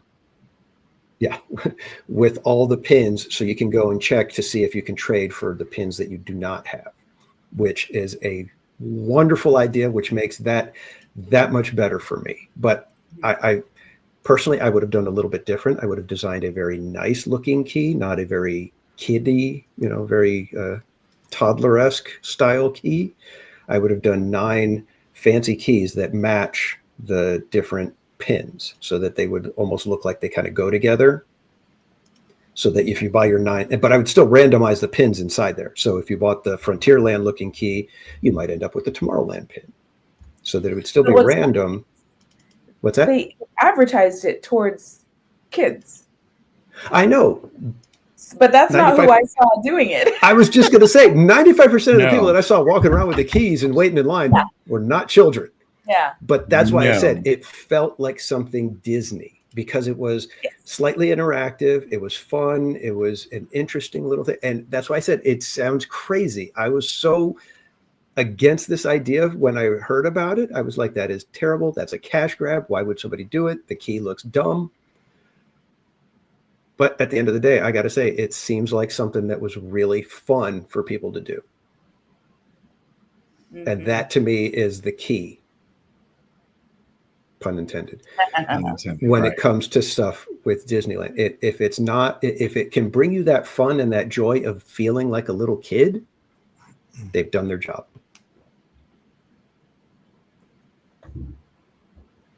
Bob, are you getting any keys? Debate me. Go for it. All right. So here, how about this? Actually, let me see if I can bring this up here real quick. So, they have the interactive key areas, but the lines were huge for these things, right? I saw massive. And it was taking people a long time to get through these lines, right? And I was kind of like, this is ridiculous. And then I thought, well, you know what? I'm heading out of the park, and I actually see the topiary where the bubbles come out when you, actually, stick your key in and right. you unlock your pin. And I thought, okay, this is supposed to be so cool and magical. And I saw the videos. I'm like, okay, it looks okay. Let me see how it is. And then I saw this, and let me show you what I saw. I'm going to bring it up here. Let me see if I can open that back up. Okay. Yeah, Paul, I wasn't like that. I was like, I don't know about this. And then once you see it and see how popular, you're like, oh yeah, okay, that was a good call. So bubbles are supposed to come out. Now the problem is so many people are standing in line waiting. And look at this. Look at this adult happy stuck his key in there. The bubbles were compiling and they weren't floating up. It was just turning into. Yeah, but he got that big giant bubble on top. Not everybody gets that. It didn't pop. It stayed like that for every person that came up. In fact, let me see if I can. I'm not sure if I can go to the other one. Yeah, there you go. So that's what it looked like when it lit up. And I'm like, how disappointing is that's? Are you kidding? It's Pope Mickey. It's what? Oh, Pope Mickey. He's got a big hat. Really, theme park casual? No, there's no upside to this. It's supposed to be, hey, bubbles flying up in the air. This is cool and everything. And it was a sound with a bunch of bubbles gathering in the center there on Mickey's head of the topiary. And I was like, that's not exciting. And people. I mean, that guy looked excited, but there's a couple people who were like, oh, well, no real bubbles are coming up because it's all just compiling. To me, that's just I get it. That there should be a cast member watching for stuff like that now, right? So just come wipe off the bubbles if they get like that, and let everybody have the bubbles go out. But like I said, to me, they nailed it with what people wanted to do. Yeah. I don't know if it's going to last. I don't, it may be, it was opening weekend. It got the rabid fans, they got them to bite, but, in 3 weeks, is it going to be the same thing? I don't know. I will tell you, I hope it does, because there's one thing I did not expect at Disneyland on the 16th, and that is the lines for the rides were insanely low. Yeah. And it was amazing. I'm like, what the heck is going on? I was hanging out with Rob Ola, our good friend of the channel here. And I was like, Rob, what is going on? He's like, I think everyone's shopping and buying stuff. And my chat was saying that. I'm like, yeah, they must be. And it was really nice that the ride times were, low. I mean, it weren't insanely low, but they were definitely lower than what they normally are. And it was easy to get on to several of the rides and do some of the attractions you want to. I think that the interaction with the Magic Keys is amazing. Those tickets they came up with was an insanely great idea. I wish they would do more of that, and I hope they continue doing things like that. Now, one disappointing thing is if you were there the first day, you could use your Magic Band over and over and over and over and over to get as many tickets you want. Well, they learned their lesson, because the next day, I went up to the cast member, I'm like, can you only do it one? And she goes, it's one Magic Key per day. Thank goodness I've got about 15 of them, because I'm going to take them to the park and go. Boop, well, I was going to say it's one Magic Band. So if you have a Magic Key and you've got I said Magic Key. Sorry, Magic Band per Magic Band, and I did verify that if you try to use your Magic Band again later in the day, it does not. It'll make the noise, but no ticket comes out. Correct. By the way, we have some more people that joined the chat today. So or tonight, P. McDevitt, thank you for joining us. Great to see you. Hope Blaze Myers, Kate E, Brian Sevilla, Donald's fan. Kylo Ren Sanchez, And Tamara Delaney with a gifted membership. Thank you so much, Tamara. Got to get Aw, flags in the chat. Congratulations Thank to you, Jason. Tammy. Yeah, that's awesome. Very cool. Barbara. Oh, I think we said hi to Barbara Duncan earlier. Did we say hi to Buddy yeah. Hepburn? Buddy Hepburn I think is we did. in. Haunted Mermaid is here. Andrew Disney, Diz Noah, Andrew Disney. and CL is in the chat. Cool drummer joined as well. And Michelle De Nicola. Yes, awesome. Did we say Adventures to Road Commish and CL? I know I said CL, and I think we talked to Roto Commish. And did we say hey to Slim Devon? Slim Devon's here too. Slim Devon, what's happening? We've got Dan, the breaking news man. Thank you all for allowing us to watch Disneyland. I would not be able to go there, but it's great to celebrate the 70 with you. Thank you. We have Jen Ann and Judy. Let's celebrate Disney's 70th. Very cool. So welcome in, everybody. What the bubble wands oddly were, like I said, for me, they were a hit. I was not expecting that. I was expecting those to be, the rabid fans, and it would just kind of be one quick little flash on that Friday, and then after that, everybody be like, no thanks. But people were buying the keys in droves on Saturday, and lines were the same way on the attractions on Saturday, almost non-existent. It was like crazy. I actually went on Guardians of the Galaxy. That's how bad. That's how low the wait times were. I know. That's crazy.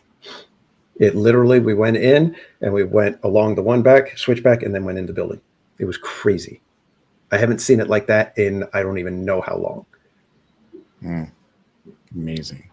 Yeah, it's funny because when I checked in, I'm friends with one of the security guards there, and I happened to say hi to him, and I'm like, hey, how's it going? He's like, it's funny. He's like, we thought that there were going to be a ton of people here, and there is a ton of people, and it was busy, but it kind of slowed up, right after the immediate rush. And then everyone ran to Disneyland, but not DCA. So there's a lot of things that are open at DCA. When I go back this week, I'm going to try to spend a little more time at DCA, cover some of the things I didn't cover. I know we're going to talk about Paint the Night, but did you guys see the World of Color? I did. I have not seen World of Color yet. That one I haven't. Friday. Well, let's hand it over to Cordy here because she's actually seen it. What did you think? I loved it. I loved World of Color 1 too, though. But this one, I don't know if it was because I thought I was going to cry during Wondrous Friday night, but I think I was so on a mission to complete as many things as possible that then when I got to World of Color Happiness and Rainbow Connection started, forget about it. Oh, forget it. I was like, that's it, you guys. Yeah, I've been purposely not watching any. I see these, reels come up and short videos, and as soon as I see them, I kind of turn them off because I don't want to, see that. I could have left after the Muppet intro. That was awesome. Yeah, that's cool. We were all there together. Daywalker, Minerva were there, and we were all watching it, and we were just like, "Wow, the Muppets!" That's just. I love that they were in the show. Cool Drummer said he loves World Cup. Purposely, I haven't watched, but did you guys see that you can choose? They allow a vote to happen on the app for which Inside Out character gets featured. Yes, that's a cool feature. I'm curious. I wish they would show us something to let us know. Okay, which character is getting the most votes or whatever. But because you vote out into the oblivion, and they'll just put whatever character they want. Yeah, true. I'd like to see it so that the public can see what happens, and not that they still can't manipulate things to whatever they want, but still, I was surprised that I think everybody was so tired Friday because I did go to the second show, but I didn't think I was going to have a chance to even get down in the area that I like to watch it from, but I did. So that was. But I think everybody was just exhausted from all day because I didn't go until the evening. I was there at 6:00 on Friday. So, by then everybody's like, we're tired. Yeah, and I'm sure the first show was insane, right? Really super busy. But They added some Seems fun, like everyone's tired. It's 6 p.m. on Friday. Sorry. They added more fountains, colorful fountains around the viewing areas, and then they had 2 different kinds of bubbles that came out during parts of the show. So that was nice.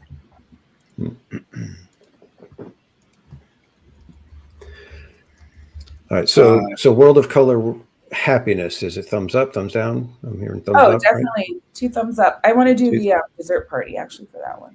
Oh wow, that's really, that says a lot. You get a pin too. They actually expanded like the offering, because I think originally it was just desserts, and now it's like you get sweet and savory, and they give you a nice little box, and then you get a pin. So a little more, right? A little more for your money. Is it still the same price that it used to be? I think it did go up. No, I don't think just for this show. I think it just went up in general. Right. But like for everything, because they add everything in. So I think it's 94. Oof. I think it was 84. 94? What? Yeah, I think it was 89 last time. Oh, heck no. Wow. GV, yes, you get a VIP seat. You get a table and chairs, and it's sectioned off, so you've got a good clear view of the show. It's in a good location, so I always end up soak zone.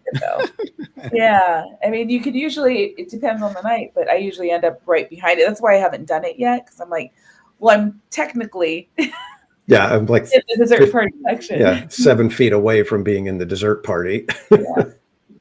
But that'd be a nice experience. I've been wanting to do it, and I was like, Christmas would be, that was the one I was hoping to do it for, and I didn't do it last year, but now that they block us out for I don't know. I was so disappointed by the dessert party for the parade at Halloween time that I was I don't think I'm going to do this again. Yeah. Yeah, that's how I plan to do the dessert party. Yeah, there you go. See, Amy. It'll be a party of one. I'm with Amy. $7 ticker tail and secure my own spot. There you go.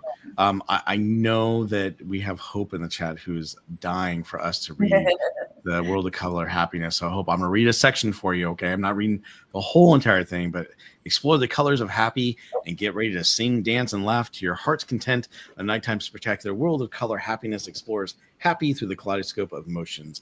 Hosted by Joy and the other emotions from the hit Disney and Pixar films Inside Out and Inside Out 2, this special journey travels to the core of happy, and you're invited to join in. With a touch of Disney magic, World of Color Happiness paints the different emotional colors that embodies happiness, and you can see it happen as Paradise Bay is transformed into an enchanting place with a brilliant array of signature fountains, dynamic lighting, colorful lasers, fog, and dynamic flame effects, creating an awe of wonder.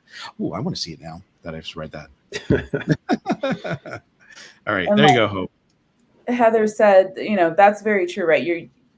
You're not going to do it all the time, so it's just one of those experiences, just like you did for Oogie Boogie, right, Bob? Like you do it, and then you're like, well, I did it. Was it good or bad, right? Never doing it again. Every experience is different. Yeah, I've heard that one is a little. Well, I think the way it was because the desserts were not that great. They were just okay. Half of them I could deal without. And then it was nice having kind of unlimited drinks for some of the stuff that you wanted. However, when it came time to watch the parade, they put me and my family with 2 other people at a table who were blocking my view of the parade. So that just didn't sit well with me. So, and I don't know, it was very disappointing. For $89 per person, I think it was. And I was just like, oof, I will never do that one again. So. Yeah, that one for me, it's like, if I've got credit card points to burn, that would be the only way I would do something like that. Hey, you got credit cards points to burn? You call me and let me know, because I'll go with you. Yeah. I know we're not into Paint the Night yet, but just because we're on the topic of these, dinner packages and dessert things, I watched this one reel. And I was like, okay, nothing's changed, because I remember doing the Plaza Inn dessert dinner. Why can't I think? I did the dinner package right. for one of the parades, And the food was good, of course, right? It's Plaza Inn. But the viewing area was right there, you're in front of the train station. That's where I sat for the second show of Paint the Night on Sunday night, last night. But it was nothing special. And then once the they filled the area with all of the people that had the dinner package, then they just let everyone in anyway. They took down the ropes and it was a free for all. But I saw that somebody did it for Paint the Night and same thing. But they were even pushed to the corner more. Oh, geez. It was, yeah. So I don't know why they do that. And you don't get a seat. If you get there early and you get a curb, great. But otherwise, you're standing. Yeah. Make any sense. That's not worth it to me. Yeah. I mean, they're not making it any special. The only specialness is that, okay, I can just show up and then be there. And I don't have to worry about, finding a space. But because this parade is crazy. I don't know if you guys saw, but, when I watched it on Friday night, I mean, they let everyone know there's no more viewing space available. This viewing is completely full. Sorry, everyone. Come to the next one type thing. But should we just get into the Paint the Night parade? Yeah, let's do it. Yeah, let's go. All right, so Paint the Night. I actually got to be there Wednesday with the preview. That was unexpected. Yeah, it was funny because I didn't know anything about it, and then all of a sudden I got the notification on my phone or saw somebody post about it, and I was just like, what the heck?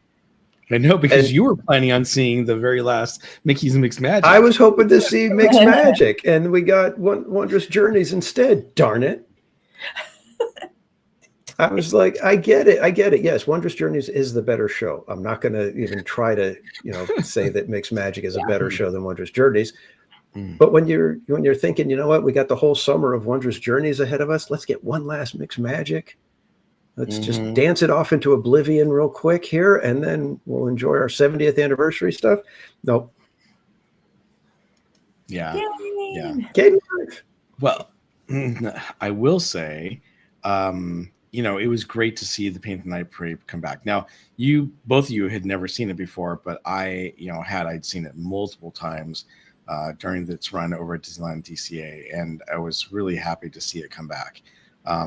The music is always iconic and a lot of fun and upbeat, but I already have it. I love it. There's some things that we're going to talk about here that I'm not too thrilled about, but I mean, I want to hear your opinions. I mean, what did you guys think? What did you like? What did you dislike? What, did it get you going? Were you motivated to go run down the street after towards the fireworks afterwards? I mean, what? Yeah, I'll let you go first, Courtney. It was well, the first night, you expect that, right? You just like even Casual had to hold that spot for hours, and Friday was, the same. We had a good spot by Alice right under the mushroom, but they took away our workstations. Poor Slim, he saved it, right? He's like, I got a spot, and there's 2 workstations, and then we get there, and they're like, oh, we're gonna move these. Oh, well, I have to shout out, say thank you to Theme Park Detective, because I went to post up at my usual spot over in front of the magic shop, and he was across the way in front of Emporium at those workstations. And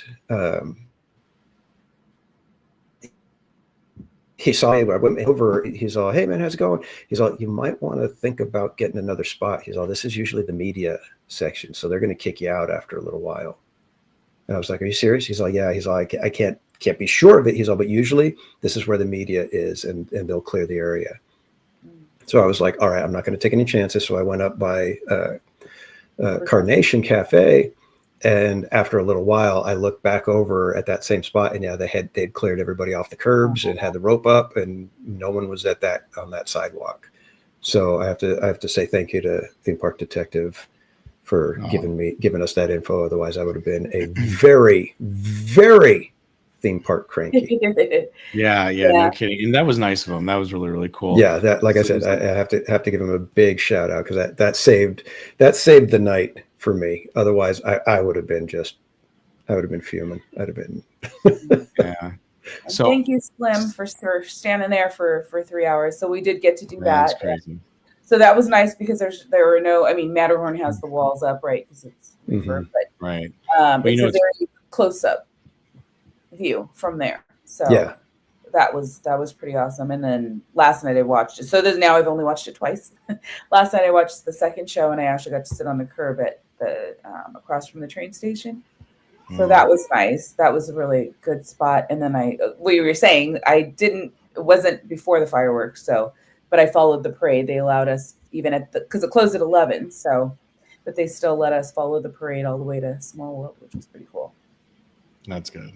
Yeah, so 10 years ago when this first came out, my dad loved it so much that he would take his scooter and he would take a blanket and he would lay it down and he would, sit next to the blanket so that we would have a spot to go there and then when we go and we would take turns, he'd let him go in the park and ride some rides and we'd sit on the blanket and whatnot. But literally you would have to get there at least 3 hours, sometimes even 4, just to make sure you got a good spot. And of course, Disney got wise to that, and they eventually started, letting people save spots, until a certain, period of time. But it's a really fun and it's a really cool parade. I was going to go over to the train station and watch from there. That's my usual favorite spot. And I looked over there and went, oh no, it's packed. And then all of a sudden I hear Barry Place 28, Bob. And I was like, what? I look off to the right. I've got OG from Orange Grove 55, plus George from Orange Grove 55 and Citrico Central. Theme Park Wizard was there. And who else is there? I think conductor. You know what? Did I see? No, I don't think I saw the conductor. I don't think he was there.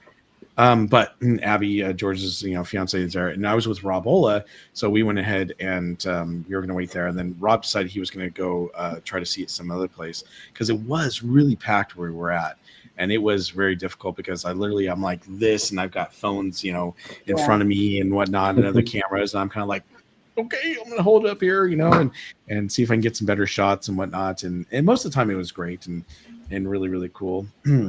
But it was crazy because people kept trying to. Well, first of all, we were right in front of the Emporium door, so people were like, "Can I just get into the Emporium? Can I just climb the rope?" And I don't know how many times that happened. It must happen like 50 some odd times. And then we had people going, "Can I get back here?" And we're like, "Well, we have friends coming back." And then when Rob had decided he wasn't going to come back, we're like, "Yeah, come on in." And then people were like pushing you forward. You're like, "I let you in, but I didn't need you to push me forward here." So it was definitely a really packed night. I'm just happy that I got to see it. Even though I think I ended up waiting about was it like an hour and a half or something like that. We waited with my chat, but it was definitely great to actually see it back in action. Now, did you guys like the music? What did you guys think of that? Oh yeah, it's embedded in my brain. I like the music. Unfortunately, I have too much nostalgia with Main Street Electrical Parade. So there's no parade that's going to compete with that music. Did you hear the little nod to it? Did you hear the music? But and I actually mentioned that in my stream. I said that's how good the electrical parade was.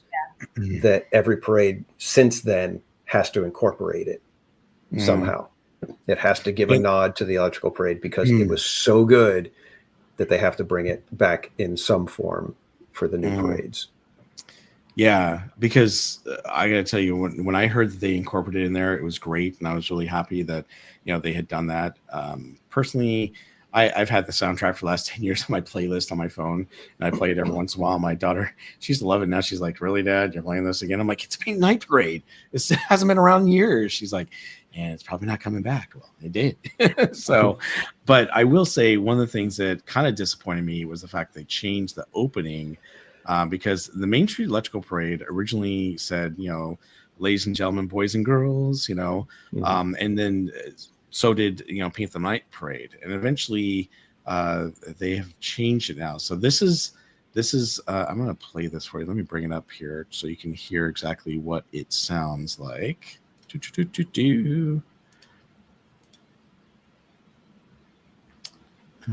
we go. Okay, so this is what it originally sounded like when it started.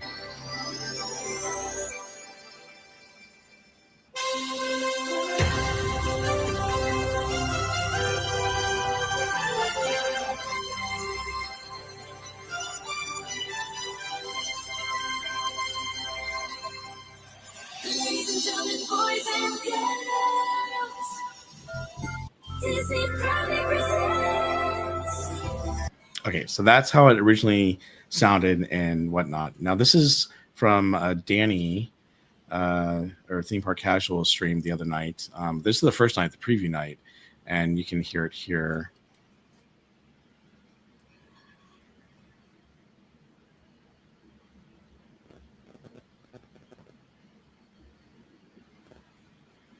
We can't hear anything. See, oh, you couldn't hear it? Nope. Oh, really? It's still on the other Paint the Night video. Oh, what the heck? Okay, sorry about that. Let me go back. Stop sharing that one, and now I got to go back here. Give me 1 sec.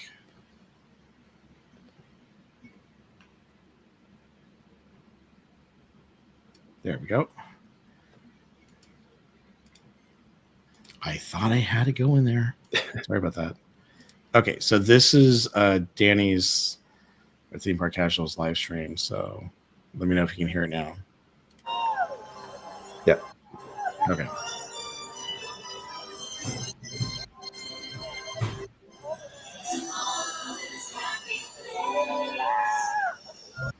See, to all come to this happy place. It doesn't rhyme or go as well as, ladies and gentlemen, boys and girls. And the thing that, to me, it's very nostalgic for me to, the fact that they had they had it before the Main Street Electrical Parade, and then they, obviously put it before, Paint the Night. Now they're just taking Walt's, verbiage and putting it on there, but I don't think it goes as well. And obviously there's a big thing because obviously it's a whole gender thing of, well, they've changed the gender, but they're using Walt's, quote to do this. I kind of would have preferred if they just kept the original, ladies and gentlemen, boys and girls, because I thought it was really cool because that's the throwback, the nostalgia back to the Main Street Electrical Parade. So that was kind of a little bit of disappointment. The other thing they changed, of course, is some of the people who saw it before is they changed Zippity Doodah song in the main Paint the Night Parade to the Celebrate Happy.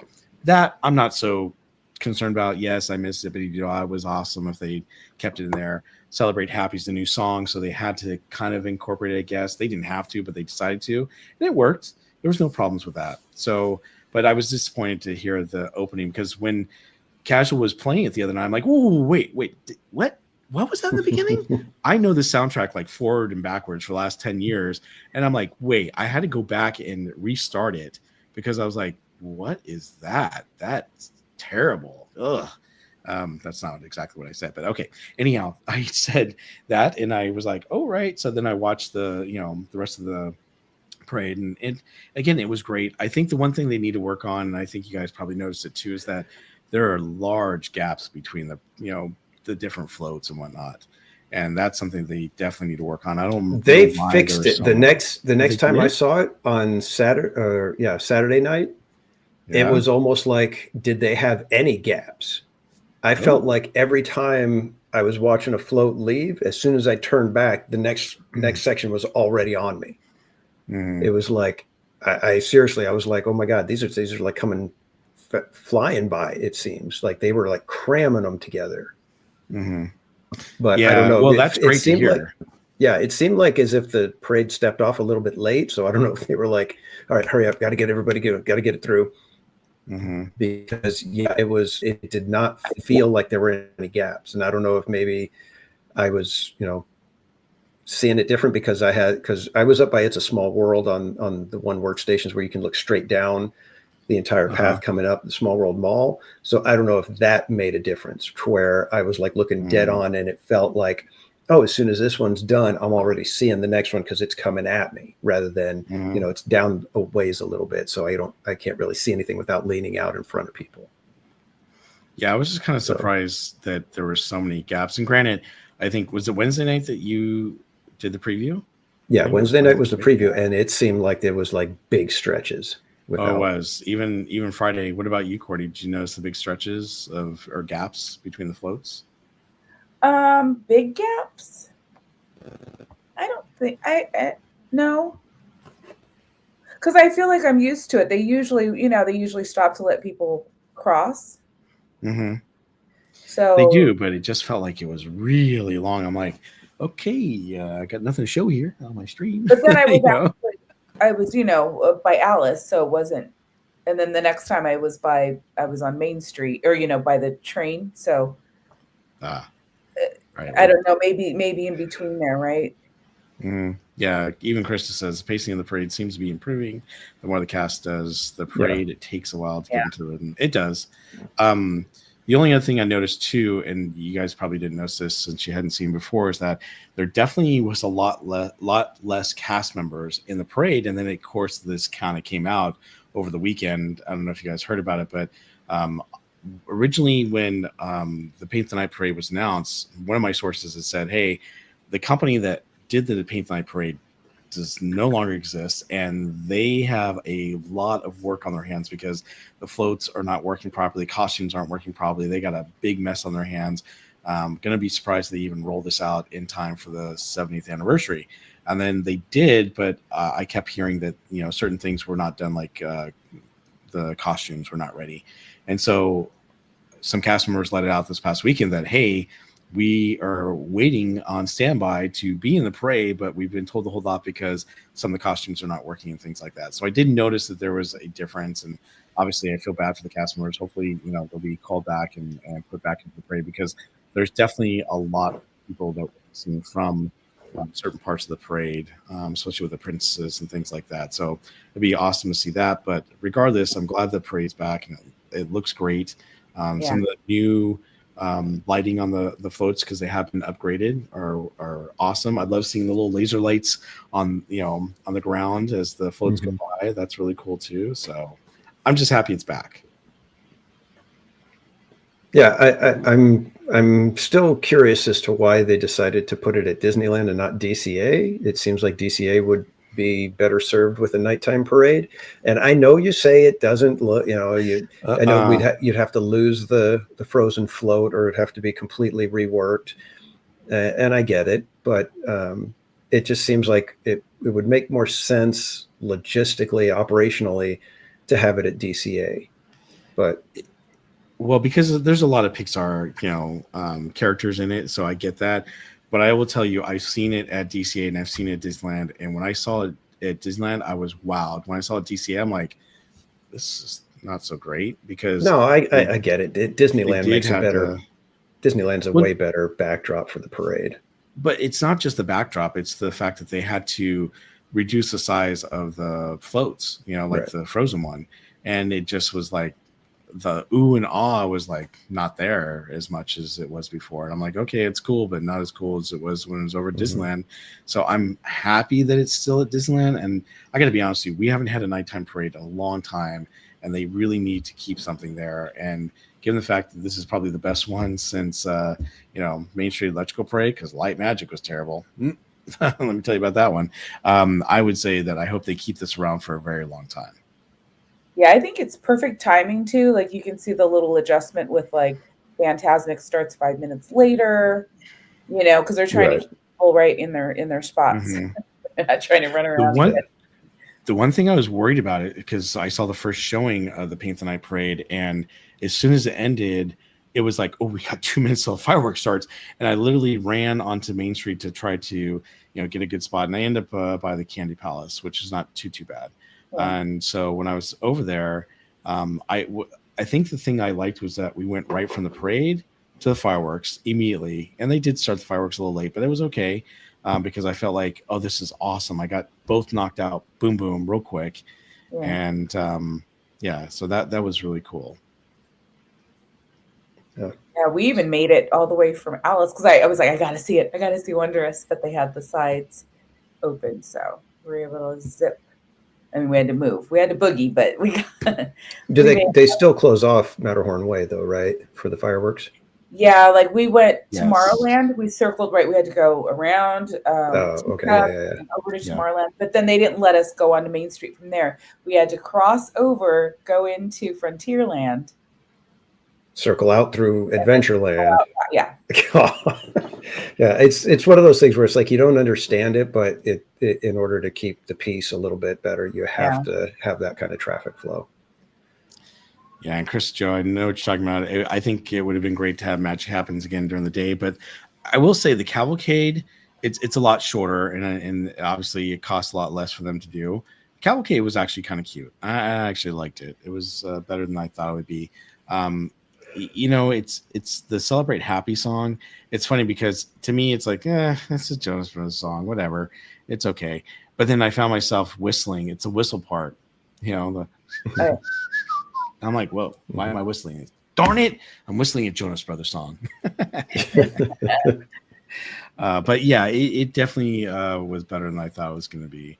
And Paul, they do have a 70th tribute float. It's actually the big drum that says Paint the Night, and then it has 70th on it, but it's not a dedicated like 70th. It's not a new float. Yeah, it's not a new float. They just put it in there, and I'm fine with the way they did it because I got to be honest with you, the way they end the parade with Mickey and that infinity, sculpture is so. Yeah, that's really cool. I love that. Mm. Okay, and then right after the parade, you can usually catch the Tapestry of Happiness on It's a Small World, which is a new show. Have you guys got to catch that one? Yes. Yep. Yes, I saw Cordy and team over there, and I rushed over there, and I don't know why I think I figured out what had happened, but so twice that day, my stream shut down because my phone stopped charging with my gimbal, and I literally lost my stream. And I was like, you gotta be kidding me. Right during the Tapestry of Happiness, I did like the Tapestry of Happiness, what I saw, but I was kind of frustrated because I was trying to get my phone back up and working. I eventually did.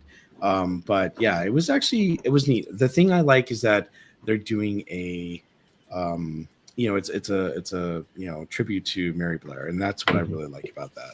Yeah. Yeah. I did like the part with the defunct attractions with Remember Me. That was cute. Yeah, that was pretty cool. And we all did Small World, right? Yes. Yeah. Yep. Did It's a Small World. Got to see Miguel and Dante. Yes. It's beautiful, by the way. I heard that the new verse isn't appearing until the 17th, July 17th. Correct. What's up with that? Well, that's when they were doing it. I don't know. To be honest with you, I'm not really looking forward to the new verse. I'm fine with how the song is. We'll see how it sounds once it, comes out. But I'm like, I'm kind of indifferent to it. It happens. It doesn't. But I don't know. I'm not real excited about having a new third verse. I thought the song was perfect the way it was. Well, considering I would be opposed to it if it was somebody else that wrote it, but it was Richard Sherman who wrote the new verse, so sure, I think it works, and I kind of actually like that, especially that he's no longer with us. That he gave one last little, he's just trying to get one more copyright on us, right? Actually, here's the funny thing: It's a Small World is not copyrighted. You know that, right? Yeah, we get copyrighted all the time. It's crazy. It could just be that it's that rendition of it specifically that Disney can. We get copyrighted, not here, right? I don't think it's a U.S. It's other countries or whatever. I don't know. Yeah, I don't know. Copyrights are crazy. I will say though, seeing the fresh coat of paint and the glitter, everything, and the new lighting. Of course, you'd like the glitter. Yeah, we knew that. Embrace it, Bob. Just embrace it. No, it's okay. No. Look. Nobody thinks any less of you.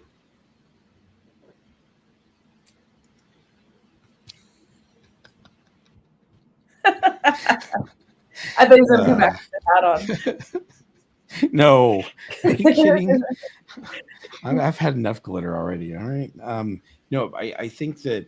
No, but everything looked really nice and spruced up. The one funny thing, and it was cracking me up every time because I wrote it several times since they reopened it. And as you're going through the very, I think it's the third section. So right after you see, the igloos and everything, and then you see the what is it? The Pacific Northwest, sign up there. If you look at the very top, right up there, it's like it's like the paint is messed up, and I'm like. They touched up everything but that one little area? Really?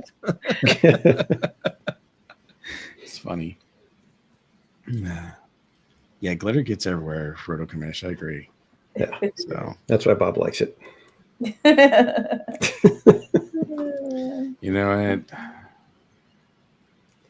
So but here's the thing about the verse is the activations, the one you get from Tilly, the card that you get over on Main Street, it has a new verse. A new verse.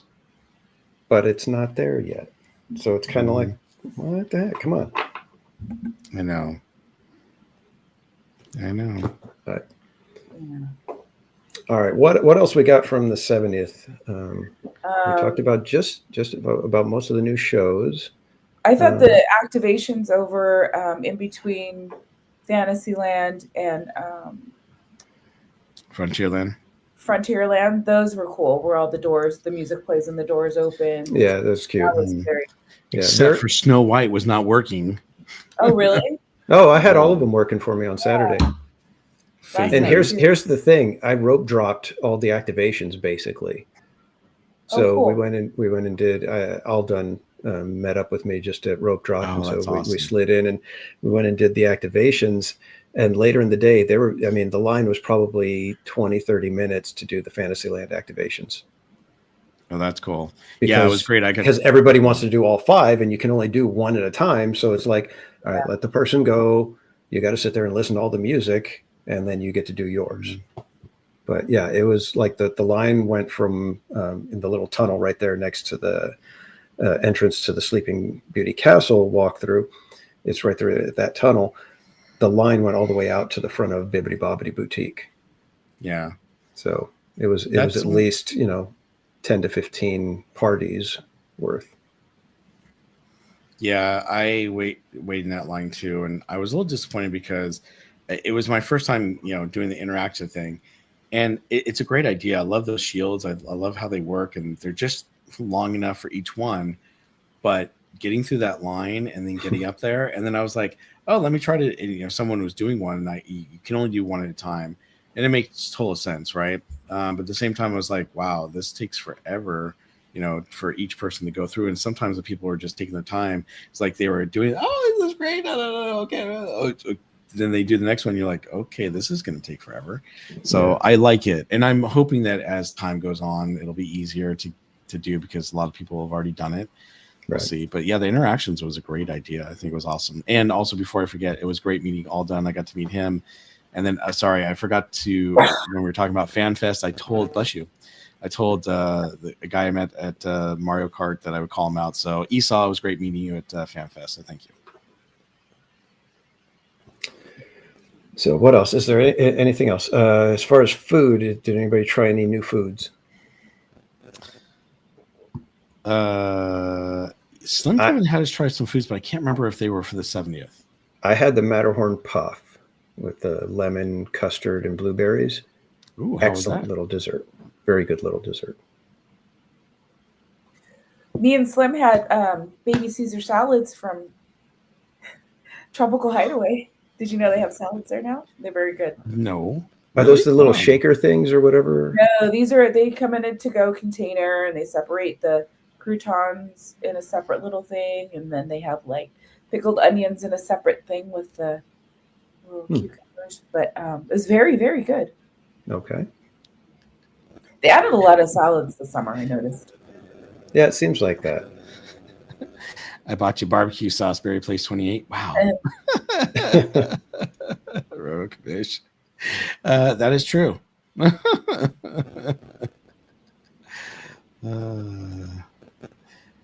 That's what else? They have pineapple beignets. Are those new? I haven't noticed. Not for the 70th. They've been around a little bit. They've been around for a little while. Okay. Oh, okay. Yeah, because I hadn't noticed them, and I was going to get some beignets, and then I was like, "Oh, pineapple!" But I know. have you tried them? No, not yet. Okay. Yeah, I'm trying them on Wednesday when I go. So is it just at the Mint Julep Bar or where? As far as I know, yeah. Gotcha. By the way, what do you guys think of that new area that they put in for the jazz? What do they call it? Royal 21 Jazz Club, I think it's called. I like it. I'm glad they did. We need more of those. Yes, they turned that over fast. I mean, I was surprised how fast they opened that up.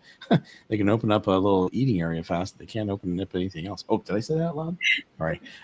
It was really nice. I liked it. I loved all the tables. And every time I've gone in there, there's that big, huge table. No one likes to sit at that apparently. But there's always a couple extra tables available, and that's really, really cool because now I know if I want to go cool off or sit down and talk to the chat, I can do that. Yeah, I'm glad they added that. Yeah, I haven't walked in there myself yet, so I'll have to check it out maybe on Wednesday if I can. This Wednesday. All right. Anything else about the 70th that you guys? Not right offhand. I think we're going to be talking about the 70th quite a bit, especially once July 17th, pops up. So, but yes, I enjoyed Friday. It was a very different Friday. I expected it to be packed, and it was packed. But I expected the lines to be crazy and everything else to be crazy. But the lines were pretty good, and a lot of people were definitely buying the merch, and that was hard to get some of the merch. So, if you're looking for specific items, you may or may not have been able to find them. The one thing I thought was interesting, and I saw this, is that I was over at the Bazaar Marketplace, and they actually had maybe 10 or 11, keys to Disneyland left. And as soon as they sold those, they immediately replaced them with Indiana Jones whips and T-shirts, and they did it fast. I was like, oh wow, they had signage up and everything. They just took all it down and put up that stuff. Great. It was amazing. I was impressed how quickly they switched everything out. Did you guys like the fountain too over in Adventureland? I do like it so far. You don't like it? I didn't see it. Oh, okay. Yeah. I mean, it's there was just rocks there with water on them, so it's a nice little change. Yeah. Paul News says, any favorite clothing or backpacks? I did like the polo shirt, but it's a little too pricey for me. So I did buy the polo shirts, and I do like it. I think it looks kind of cool, but it is a little pricey. So yeah, and I didn't like the fact that it's like that plasticky kind of imprint on there. I was like, I'd rather have embroidery. Yeah, I agree with you on that one for sure. So. Oh, I did not go and check out the lanterns. I saw them, and people were telling me in the chat, and I totally forgot to go look at the lanterns. Have you guys seen the Alice in Wonderland lanterns? They're like bedside lights. No, I saw it posted, but I didn't see it in person. Yeah. Those are cool. Are you going to buy one of those, Casual? Are you going to put it right there next to your desk? I might. You never buy anything. I have an affinity for Alice in Wonderland. That was our wedding theme. So anything Alice in Wonderland automatically gets me to go, oh, really? And if they do it well, then I may have to purchase. Okay. And Citrico Central, welcome in. Good to see you, George. Hey, George. It was fun hanging out with you guys. Yeah, it was. And thank you so much for letting me hang out with you so I could watch the parade. And I didn't know it, but our photo ended up on Facebook and all over the place. Oh, cool. Yeah. Yeah. That same culprit was buying up the buckets. I did get 2 of those, but I haven't activated mine yet. I think he popped them. Gotcha. Only one's for me. Yeah, I don't know if I'm going to buy any of those buckets. I'm debating. Harold is so cute though. The sipper. I love the Tauntaun, but I didn't buy it. Harold looks great. I don't think I'm going to buy him. I mean, they're really cool. The only one I would consider buying, and I actually have to buy 2 for Pete McDevitt because he asked me to buy them for him. And unfortunately, I didn't buy them the other night, so I got to try to do it on Wednesday. Is the Mickey ones. So. Mm-hmm. And you can, if you mobile order them at Refreshment Corner, they give you Firefly chips. They give you what? Firefly chips. Spicy fire. Nice. So I was by myself, so I'm like, can I get a water? And so I got one of each. I asked if they could replace one with a water. Oh, nice. Because I don't like popcorn. Michelle was very upset, by the way, on Friday because all lockers were sold out on Friday. They were. Wow. Oh, yeah. Was crazy. Yep. Yeah, they needed them to store all the stuff that they bought. Mm-hmm. That's why. So. PSA with the lockers, though, to just make sure that you cover your code, just be careful when you're. Yeah, be very careful. I did some at Disneyland Land on Instagram posted that someone was watching. Ooh, He that's actually not had to cool. get security because he said they thought I left. He went to the fuel rod station, and so because he wanted to see what they would do, and they went and opened his locker, but he had taken everything out because he knew something was fishy. Oh, wow. That's Wow, crazy. cool. Yeah. Because you get all like, woo, right? Everybody's like happy and just it's probably packed in there. Yeah, no, I'm always when I'm doing that, Yeah. and then Yeah, it's like, me. I'll jump around on the numbers so they don't know which one I'm hitting, and so. And then he's like, "Oh wait, I just locked out my locker." Oh my God, there go the missiles. I will tell you, by the way, and this is just a quick PSA. So when you walk into the Main Street lockers, and as you first come in, there's machines on the left, and there's some across the way on the right.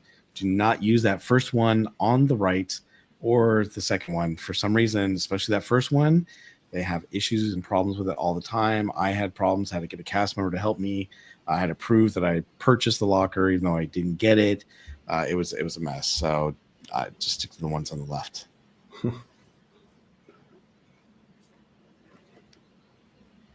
what is Central? Yeah, we're all reading that one. If someone tries that on me, they'd only find my turkey leg wrapper. That's hilarious. Which begs the All question: right. why are you getting a locker for your turkey leg wrap? Right. I wasn't going to ask TPC. I wasn't going to ask. Yeah, Don't go there. Don't go there. let's just sleep with it at night. A blanket. It's a Citrico Central thing. Yeah. Too funny. All right. All right. Well, I think we're going to kind of wrap it up. We have gone well over our scheduled time. And as someone who has to get up in about 4 hours, I'd like to go and get ready and get some sleep. So. Sounds like a plan to me. I think we're going to skip Q&A today briefly. Sorry, everyone, because we are running behind. But we will definitely, do Q&A next time for sure. And we have some pretty cool shows coming up. I apologize. I have not had a chance to set it up yet, but I will in the next day or so. But Danny, do you want to tease who we got coming on June 30th?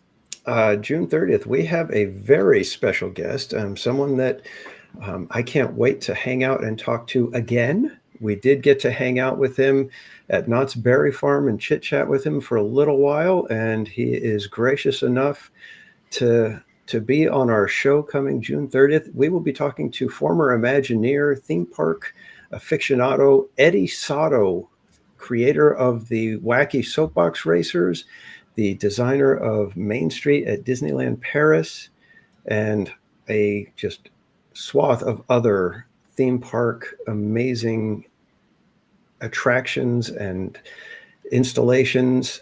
But we will be talking with him on June 30th for our Park Streamers Hangout. I don't even know what we're going to be talking about because he would like to just we're going to let Eddie talk about whatever Eddie would like to talk about. And he is not shy. Let's put it that way. On X, he posted a potential other option for the Rivers of America project that's happening in Walt Disney World. And well, let's just say it was picked up by, was it Forbes magazine? Wrote an article and used that as a stepping off point to let Disney know former Imagineers and lots of fans are not very happy with this decision. So it should be a very fun and very interesting episode with Eddie Sato. I think we're actually going to be talking about just having an open discussion about what makes parks great and what works in design and things like that. So it's going to be a very fun discussion. I cannot wait. And I'm very, thankful and honored that Eddie is going to come on to our show. So that's awesome. Yeah. Love to hear his philosophies and, the way he researches and, what does he do to put his mind into a project and really kind of dig in and figure out what the real meat of the project is and how to bring it to life the best. So it'll be tons of fun. Like I said, I'm going to probably just sit back most of the time and just let him talk and just listen to what he has to say, because just even those few minutes at Knott's was amazing. Yep, absolutely. Oh, apparently we're getting another invite. Chicago Central says sending you guys an invite to meet at the OG 55 crew at Knott's on August 2nd. Okay, well, hopefully we can make it.